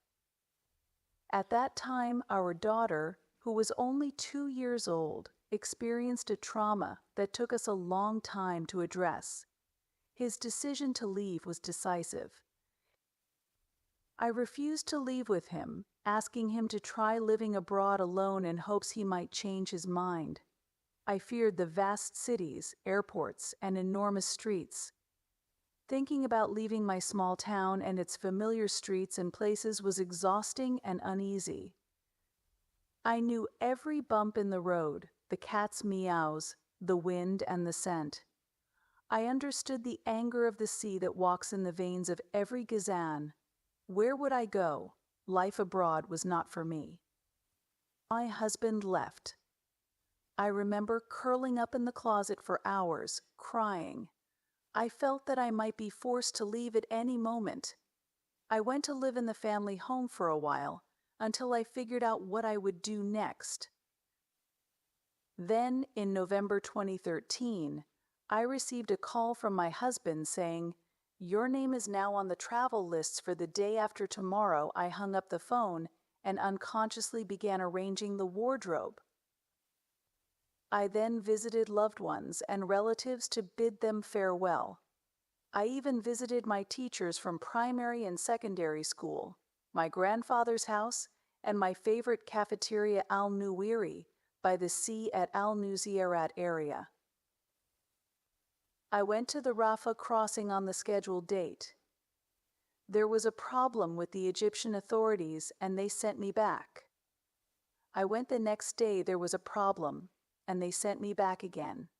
Each time I returned, uncles, maternal uncles, and friends came to bid me farewell anew. On the third day, I decided not to say goodbye to anyone and just try again. I entered the Egyptian side feeling as if something was being pulled from me, with a very strong feeling that I would never see Gaza again. There was a tree at the gate of the crossing. I carved my name on it and left. Since then, I have been in that same closet and curled up inside. Then the war came and took all the memories, the closet, the house, the family home, the crossing, the road to the crossing, the loved ones, and the road to the loved ones. It took my primary school teacher, many of my relatives, the school, the street, the hospital, the smell, and everything in between. Curled up inside an unending war, I never really revisited Gaza. In May 2013, in Gaza. Okay, thank you so much. So, research is most of the time is about numbers. And numbers cannot be translated to emotions. Numbers cannot be translated to content and context. When I really try to, interview this woman, and ask her to tell me the story, I did not sit next to her. I asked her to write it herself. So each word of this presentation is about how other women really struggle, in Gaza, in Palestine, and maybe somewhere else. Not only, in conflicted areas, in Syria, in Jordan, in Iraq, in Afghanistan. So trauma in conflicted zone is very, very common. Now, how can we integrate this, kind of intervention or digital storytelling? I'm not going to teach you today about digital storytelling. You can have my presentation, or you can even actually read yourself, and I'm sure many of you know about digital storytelling. What I need to make sure, sometimes we don't have the internet. And as Amani said here, there is no internet connection, which is given. It's a fact. Here at Hamad bin Khalifa University, I have been trying since yesterday to connect to the internet, and I was not able to connect to the internet. So technology can be a major obstacle. However, how can we really help those women, children, in school, and try to really but alleviate some of the trauma, so they might sleep like maybe 4 hours instead of 8 hours, or even at least 1 hour, without fear.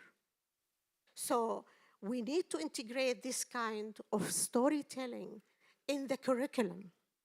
Ask teachers to be trained, help students to sit down like one class. One is math, one is, biology, one is, whatever, and allocate 1 hour to trauma. So to help them, tell their story, address their own pain, find the meaning in their life, integrate in the society, seek support from each other. and alleviate the pain that every member in the community have experienced. Thank you so much for allowing me, and I was hoping to really keep my time, limited, although I'm not that person. Anyway, so just for Sultan, thank you. Thank you, Wahiba. You always have a way of making me smile. I want to thank you for the deeply personal account of our interviewee. It really brings an important perspective at this moment of the conference. And for redirecting our attention to a holistic focus on families that women are an integral part of.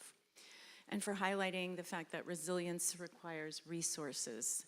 And anytime we speak about resilience, I would offer that we think about transformative resilience rather than resilience that's about coping, which scholars have rightly pointed to as, effectively blaming the victim rather than the structural sources of crisis and conflict. Okay, with no further ado, and certainly last but not least, Dr. Kalwa Badwan, a reader in TESOL and applied linguistics at the Manchester Metropolitan University.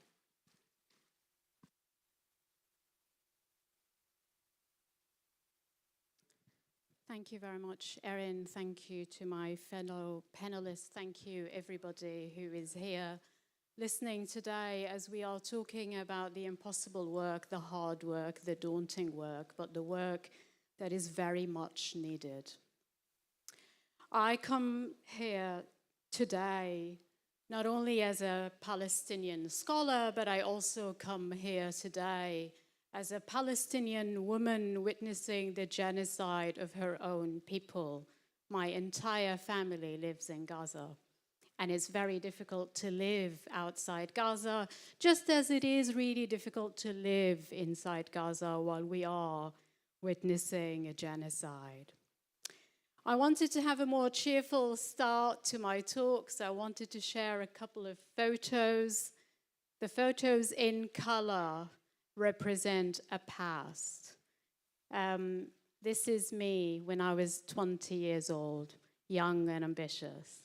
This is me graduating as the top student in the Faculty of Arts at the Islamic University of Gaza. And I hope I make my faculty proud as being a champion of arts and a worker with arts. I was standing at that podium, and I'm feeling really emotional now as I'm telling you about that platform. I was standing at the platform, walking towards Dr. Kamalain Shad, who's sitting over there. Dr. Kamalain was the president of the Islamic University of Gaza, and I was walking towards him to receive my certificate of award as the top student. It was in a big, glamorous graduation hall. The hall is full of color and life and pride.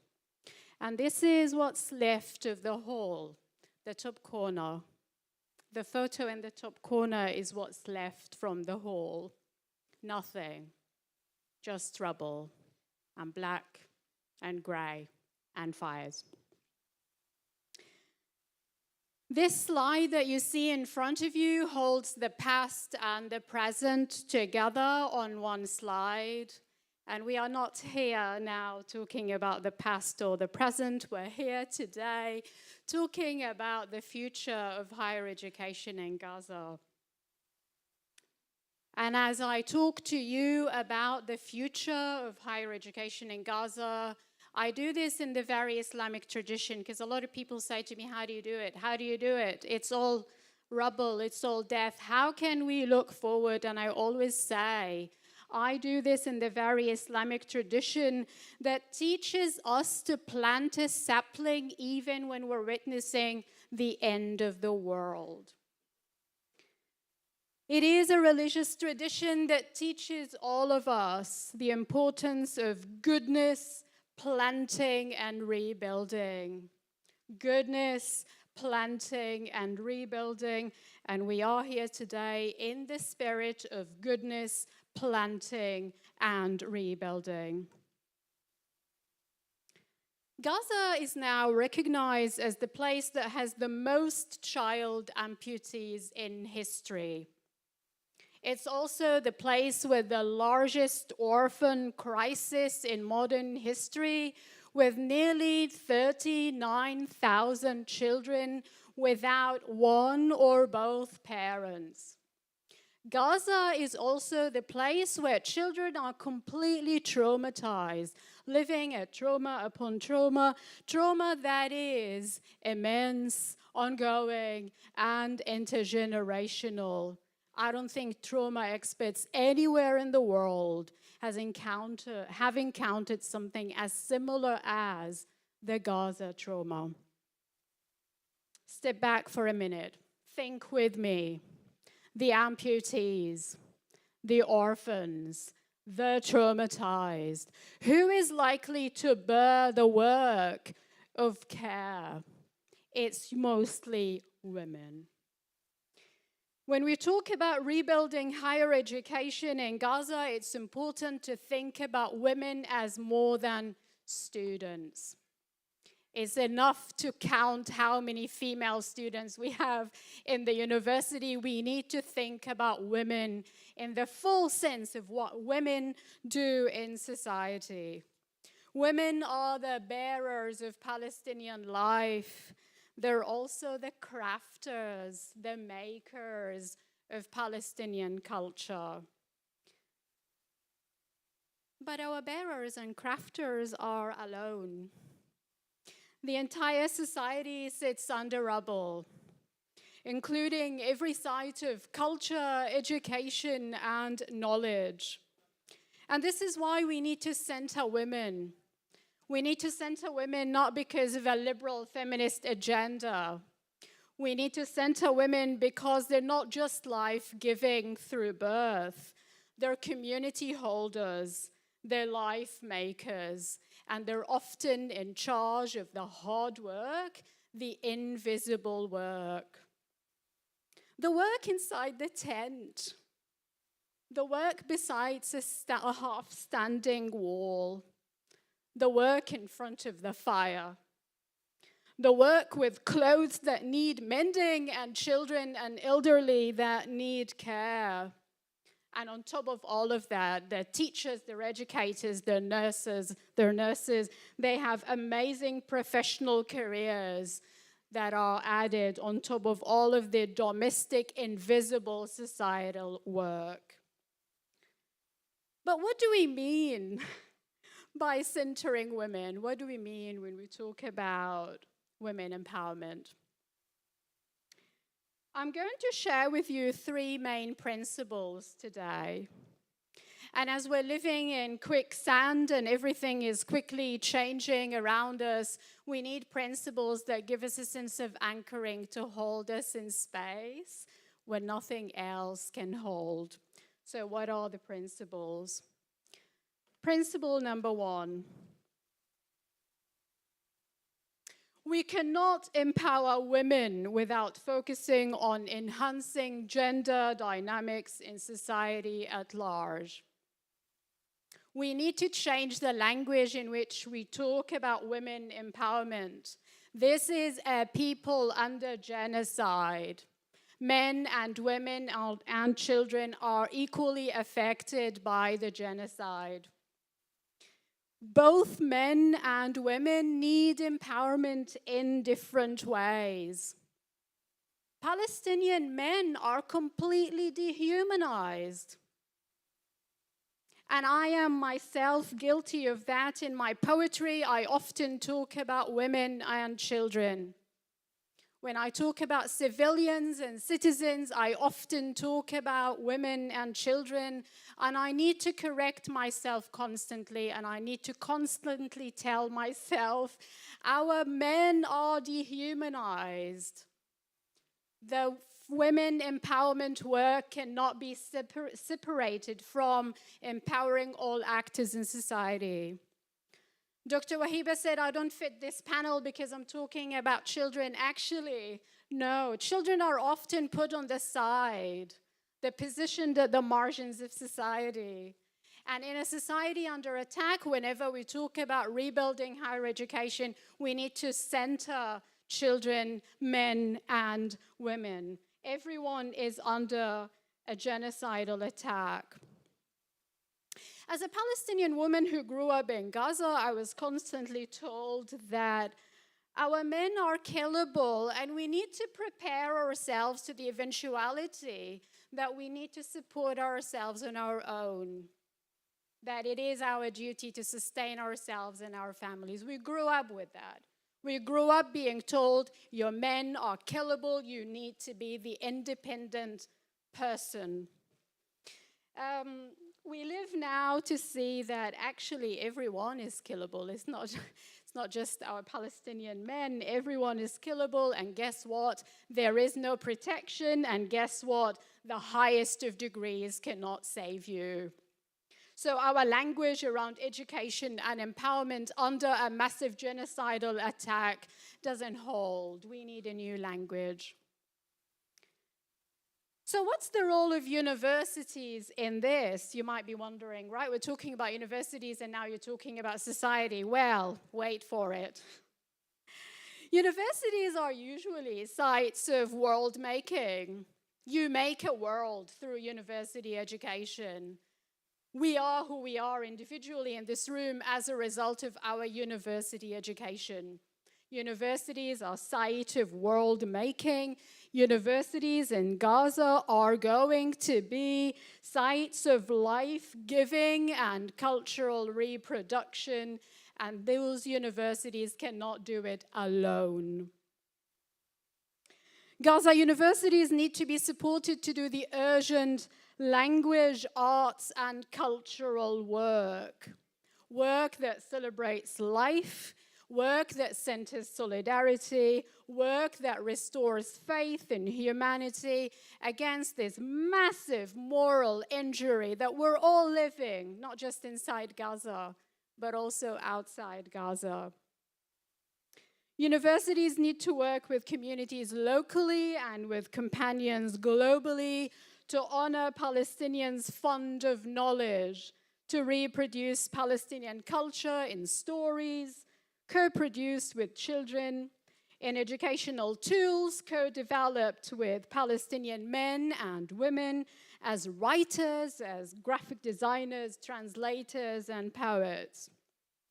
We need to do this for epistemic preservation, to preserve life in Gaza, and to preserve the cultural particularities of Gaza. Mahmoud Darwish tells us back in the 1973, he tells us in his letter, Silence for Gaza, he says, values in Gaza are different, and then he goes on to say, Gaza doesn't compel you to cool contemplation, but rather to explosion and collision with reality. 1973. What would Mahmoud Darwish say about Gaza today?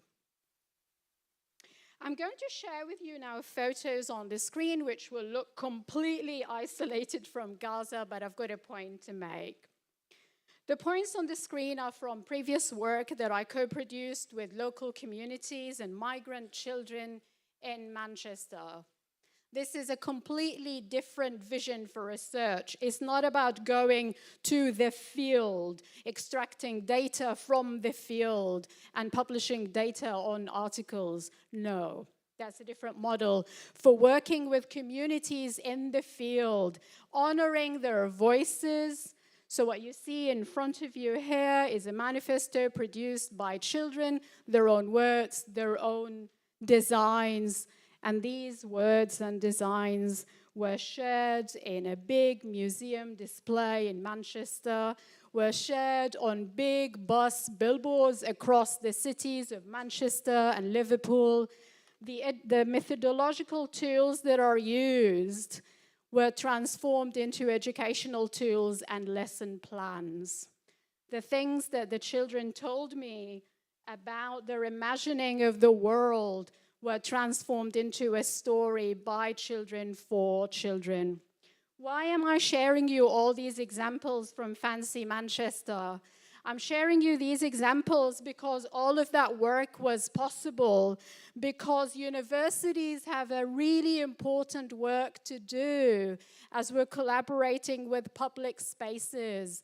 Universities are not closed lecture halls where knowledge flows from one direction and people go home.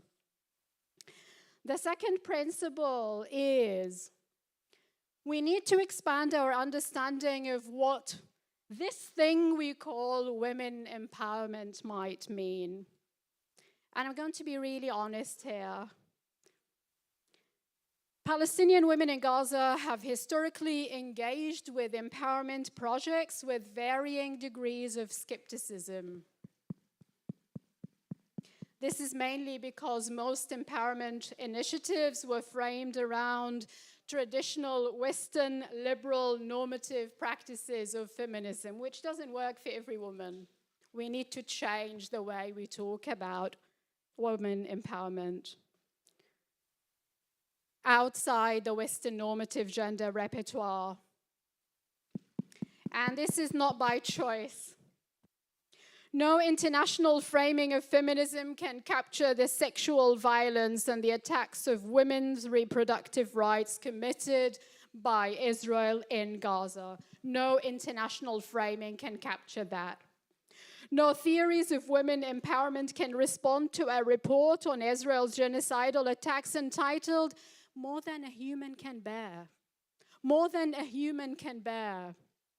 No international framing of women's rights can explain the use of tent scraps as period products, or the experience of giving birth in a tent because there are no more hospitals left, or having to undergo a C-section because there is no anesthesia.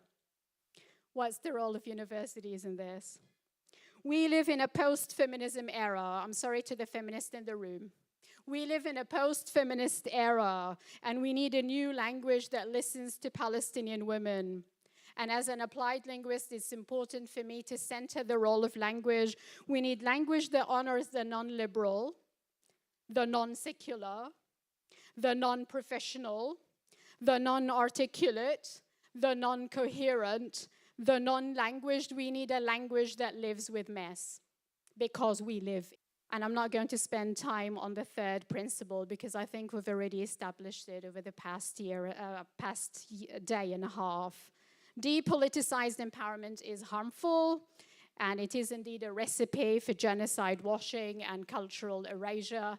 We need to name the world as it is. This is a genocide.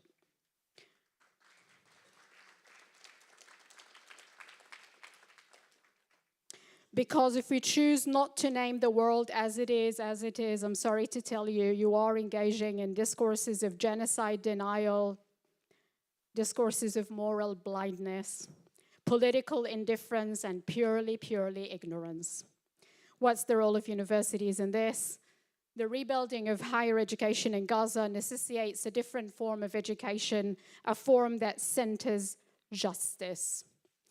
And finally, as a poet who recently co-produced an important poetry anthology with my sister Alison, I would like to end with a poem. Because why not? Are we ready for a poem? 1 minute, Dr. Sultan, 1 minute, I promise. You can't read a poem under 1 minute, but I can do that. The poem is called The Past Tense. And actually, because I'd like you to appreciate its words, I'll display the words as I read it. One day that is not here yet, we will use the past tense announcing the fall of this evil.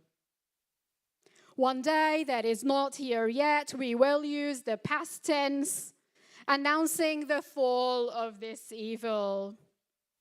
We shall teach our children how humanity survived, how our memory, history, language, order, and hope had miraculously made it through all the traveling bombs. And we shall hold them dear and hold them tight. One day, the past tense of the very far future that speaks of this very present shall become victorious. Until we write in the past tense, we sit in the present, struggling together in compassion against this forced amnesia. We struggled together. We struggled together. Some of us shall say with the heaviest use and the hardest use of the past tense. Thank you very much.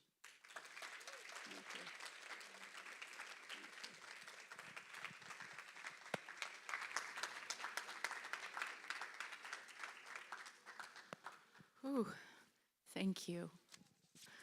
I'm reminded of the power of poetry and think I need to return to reading it much more often. Thank you.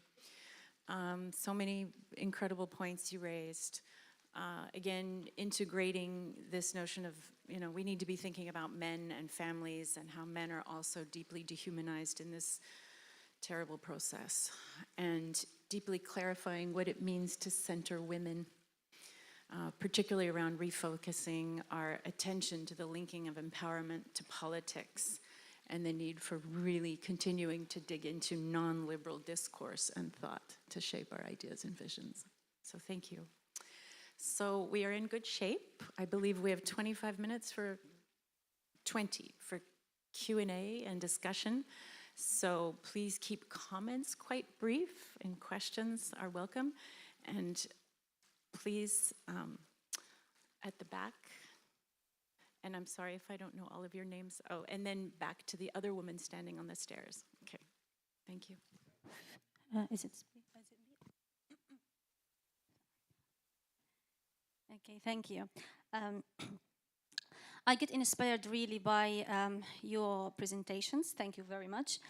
And I just want to recall what Dr. Wahiba said about the woman who left Gaza. The first two things she did was first visiting her friends, teachers, and then went to her favorite cafeteria.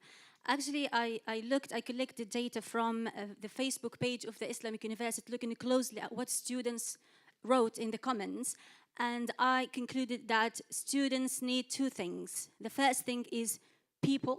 They want to speak, to restore those relationships. The other things students need, remember the cafes of the university. So the university asked a question: what would you do the first thing if you came back to university? We want to see our professors, hug our friends, and cry together. We want to go to cafeteria and have coffee. And the other thing is that thinking about trauma-informed pedagogy, and I remember again what Dr. Saida said about why not to adapt online, offline learning style. I mean, also one of the professors said about how Jordan opened its online courses, and one interesting point is how they included some trauma-informed materials like how to manage your stress, sorry. And I would say that I spent all my life in Gaza, except the last 2 years. So I haven't taken any courses during my school study or university study about how to manage my stress, how to manage my emotions. Then I was a teacher. I taught students, and I felt that they are traumatized, but I don't know what to do, really. So I think that this would help. And also the last point is the University of Jordan, for example, or the University of Jordan, when they send those materials, share them with the students, I think it would also be good opportunities for those universities to learn from those students and revise those materials around trauma management and things. So it's like a reciprocal relationship, it could be, probably. Thank you. Thank you very much. I think, Sultan, the lady at the back, thank you. Again, please try to keep your comments a little bit short. I'm sure we have a lot of Thank you so much, Isra Saleh again. I would like to thank Dr. Wahiba, Amani, and Khawla and everyone for all the panelists because it was great. But I guess there is two critical points here. About the feminist side, I guess it's a Palestinian matter and we can reform it without like being looking to us as Palestinian from very far, without understanding the Palestinian community, especially the Gazan, with all the principles inside. The second thing, I guess, there is a big failure for the feminists around the world about everything they couldn't do for the Palestinian woman. I guess we can share more, Amani, about the Palestinian woman suffering inside the tents, with the privacy, with the whole life that they live under the tent. And the most important part, it's not just about the women themselves, about their lives with their children, as Dr. Wahiba mentioned. And the very important part that all the people ignore it. Like, we have a society to face with all the conservative parts, and we have like the colonial Israeli, and the most important thing that there is 3 stages the Palestinian woman facing in Gaza. The first stage is the community, the second stage is the Israeli terrorist, and the third party is the government, and how unfortunately, we don't have any opportunities as women with like justice opportunities. But if we are talking about post-war, if we will go for real stage, we don't need to treat as a feminist from the feminist wise because they were failed. I'm sorry, Dr. Sultan, very fast. We need to look from another wise as a human, to humanize the women there and treat them with a special occasion to change the concept of resilience, to stop making the women as a very powerful ladies, as like they are heroes while they are a normal human. And thank you. You make me forget.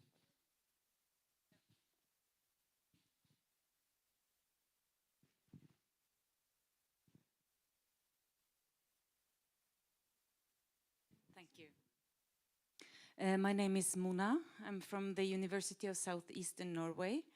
And I just want to thank you for this emotional section of this conference. And I think, and it's a kind of question, but also just a comment, that the importance of combining all the numbers, the big numbers of the catastrophe, of course, and also the economy of it, but also the closest perspective of the stories and these affective dimensions. And I think bringing these two things together is really crucial, because if we only deal with the numbers, we may distance us, because the numbers are so big, and it will be hard to to connect to everything.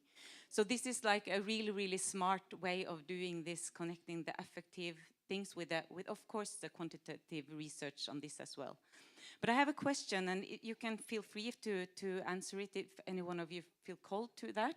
And it is in what way the university, like in a more consequent way, can bring these two languages, the languages of number, together with the languages of art and emotions and storytelling and the affective dimensions that bring people together and make sure that we connect to this topic, that we connect and make it important for each one of us to be willing to do something with this crucial matter of today. Thank you. Thank you.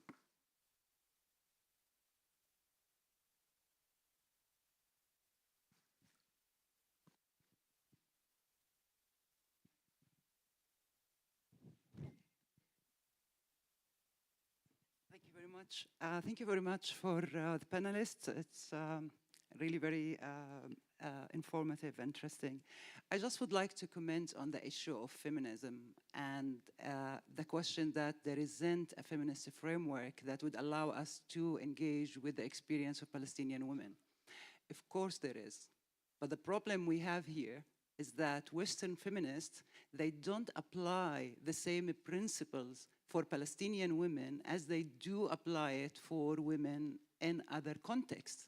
And this is the problem, that we need to name it. We need to name the complicity of Western feminists who apply decolonial, anti-colonial, anti-racism frameworks in other cases. When it comes to Holocaust, they apply it. When it comes to South Africa, they apply it. When it comes to any other context. So there is a framework. The question for us, how can we really push the feminist agenda forward, not just saying that feminism is not responding, because there is already an anti-colonial feminist approach that we really need to take it, because it is where we can highlight the settler colonial, Zionist, racist, and again, supremacist nature of Israel. And we can start using gender as a structural issue, not as an issue related to men and women. Because again, as it has been said in the panel, the gendered experience of men and women are different, but the main oppressive system is the settler colonial system. And that needs to be acknowledged. Thank you very much.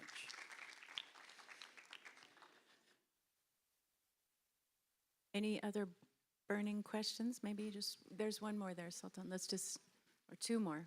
Let's go ahead and take them and maybe just do one round. Very short comment. I'm Dr. Schala's sister, and I want to say I'm very, very, very proud of you.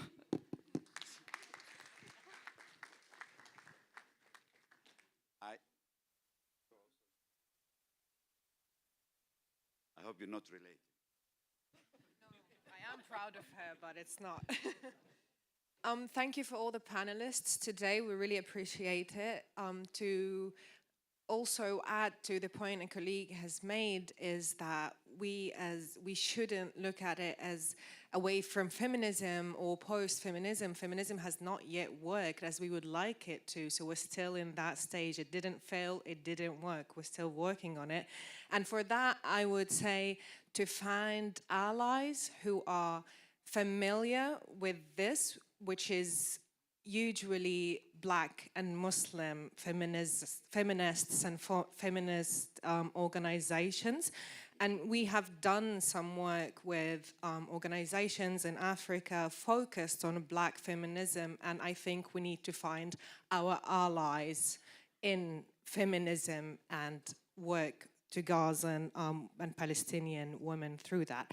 I have two questions. The first thing is we have been talking about women in rebuilding higher education through different points, but my question to the panelists is, for all of us, what are the practical steps that we should be taking as people in this room, as activists, as leaders, as scholars, as presidents, as NGO organizers, and so on and so forth? And the other question is about the AI storytelling. In our work in Europe, one of the issues that we're faced with AI storytelling is it unfortunately has done negative impact in further dehumanizing Palestinians and also giving a platform for Zionist and anti-Palestinian propaganda to denounce these stories.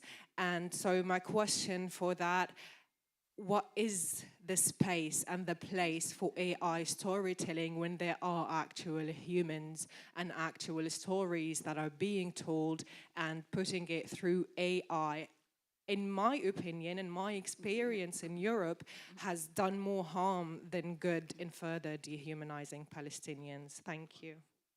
Thank you so much for an amazing array of extremely good questions. So we're going to go in reverse order, and I ask, please try to stick to 2 minutes. I know it's hard.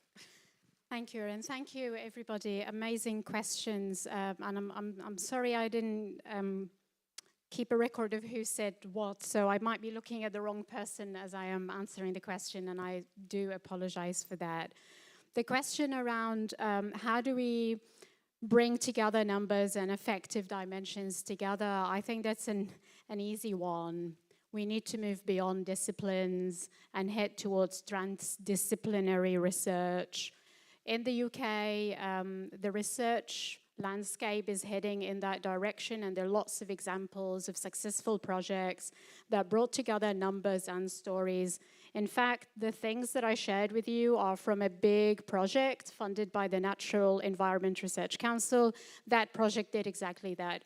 It measured carbon in trees, numbers, and it also produced stories and manifestos and learning materials, etc. So the quick answer is we need transdisciplinary research, and for that reason we need a real reimagining of what universities in Gaza are for post-genocide. The second question about there is actually an agenda and we need to push the agenda, the anti-colonial, decolonial, anti-racist work. I agree with you, and I think different scholars will work with this differently, and there is no harm in having different approaches to that.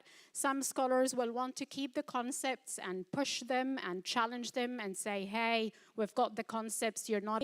Others will say, actually, concepts have failed, we need to go beyond them, we need to change the language. And I'm sorry, I am one of the latter. I'm one of these scholars who like to name failures in theories and like to say we need to move beyond. The comment about post-feminism and saying, well, feminism didn't fail and we shouldn't abandon it. The beyond doesn't mean we throw it out of the window. The beyond means we stretch it, we twist it, we acknowledge that there is work to be done on feminism. Just as we're doing post-humanism work, post-humanism doesn't mean we throw the human out of the window, it means rethink what we mean by human. And I think I've done enough answering from my part. I'll hand on. Thank you so much. I'd love to listen to you all day, but can we move to Wahiba, please? Can you hear me? Yeah. I would like to answer the question about the dehumanizing the storytelling or AI digital storytelling. Just imagine yourself that you are telling the story. You're not telling the story to publicize it. You are telling the story to heal from inside out. So it depends who really have done this kind of project. Is it for research purposes or for intervention purposes? Like you are going to a therapist. Do you think the therapist will post your problem and your own conversation online and make it public, for criticism? The Israelis and the Jewish lobby, anywhere, they will criticize any story. But we're not doing that only to be criticized. We are doing that to heal ourselves. So, you know what? I don't want to publicize these stories. I want this person to heal. I want this person to attach meaning to their own stories. I want them to hear what they are telling us. When they process their trauma, it's actually the intervention by itself. We're not doing anything for them. We're not the expert on their issues. In fact, all clients, and this is what I teach in social work, mental health issues, you are not the expert on people's issues. The client is the expert, and you ask them, educate me about your own issues, not me educating you about your issues. So this is one issue we have to take into consideration when we use digital storytelling. It's like a narrative stories that we have used in many research, and they have been very effective. In my PowerPoint, I used a lot of examples that I did not have the chance to really present here. Ukraine, Syria, it's the closest country to our culture. I think this is where we need to learn from their own experiences. And it has been very positive. It enhanced self-confidence. It enhanced, socialization with others. It really brings them out of the isolation. It really actually reach out. They learn how to reach out for support when they hear their own stories. About feminism, I'm not a feminist, to be honest, because feminism is a Western concept. And Western concept usually applied or imposed on us in different ways. Like theories. Theories, are really all created by white European American men. We don't have our own theories. Most of the theories that we are talking about feminism, maybe I heard it for the first time from Dr. Fatima at the HBQ here, when she said we need to create our own feminism theory. We need to create our own feminism framework. We cannot just keep, borrowing from others. Thank you. Thank you so much, Dr. Abu Ras. Turning now to Dr. Gadma. Yes. Yeah, so I will go through the two questions. Number one, the question of how universities and academia can combine both the number and the narrative. I think numbers are very important, and one from electrical engineering background, the scientific background, I would insist that numbers are very important. But when it comes to social life and the humanitarian aspects, I would suggest that it's important to listen to the narrative, to have other kind of qualitative data like arts, narrative, stories, and to analyze this and combine two things, because what narrative can tell you, numbers cannot tell you, and what numbers can tell you, sometimes narrative can tell you. So it's two things. It's a mixed methods and interdisciplinary research. The second point about what are the practical and recommendations and how to go forward. Actually, in the research, we have listed the three levels of interventions, and it depends on the timeline. Short, which is immediate and needed now, and medium, and then the long term. And I would pick something and one thing. We need to understand that the survival of the genocide, there is a lot of dynamic changes that have been happened and still happening with people, personalities, and social relations among people. And to understand all these complexities, we need, as again said in the research, we need to center the local voices and to hear from the locals. Otherwise, we are not going to understand what we are going to do. And this is the center point. But if you are interested to listen more or to hear more about practicalities, it's already there in the presentation and maybe can be shared later. Thank you. Thank you so much. And Dr. Alison Phipps, please. Thank you. Just to take the point about the research agenda first, I am married to a man who gets very emotional about numbers. I married an accountant, so I wouldn't have to do the books. But I think it's important to say that the disciplines that we practice also come with emotion. Emotion are not just the preserve of women. We might express it differently, but that's an important point to make. I also want to say that I've recently written a paper for UNRISD about the research agendas in the social sciences and the way in which they perpetuate a language that is deeply problematic and rooted in settler colonialism. What do we say in English? We say we will extract the data, we will mine the data, we will cleanse the data. You cannot use that language of data in a way that is not deeply compromised. So we need a new language for how we talk about that, and to have a language that is congruent, that is philosophically robust, it must be true. So in the work that we do in the UNESCO Chair, where we work worldwide across countries which have been exploited for years, largely with people of black and brown backgrounds who have been rendered stateless, we work with practice-led methods. We work with the arts and then with the interpretations which people wish to bring on them themselves, not with an NGO narrative that says, tell me your story, when we mean the story that will gratify our desire to listen to your trauma. No. What story do you need to tell now, and how can we work together on that? So that's a research agenda that I think is vital, and we need everybody to begin to make that paradigmatic research methodological shift. One of the ways we can do that is through theatre. How do we manage our stress, Dahlia, you asked? One of the ways is through training, rigorous training in the arts. The ability to tell a different story from a different perspective allows us to understand different positionalities, just like the work that Dr. Wahida is doing here, just like the work that my friend and sister Hawla is doing here.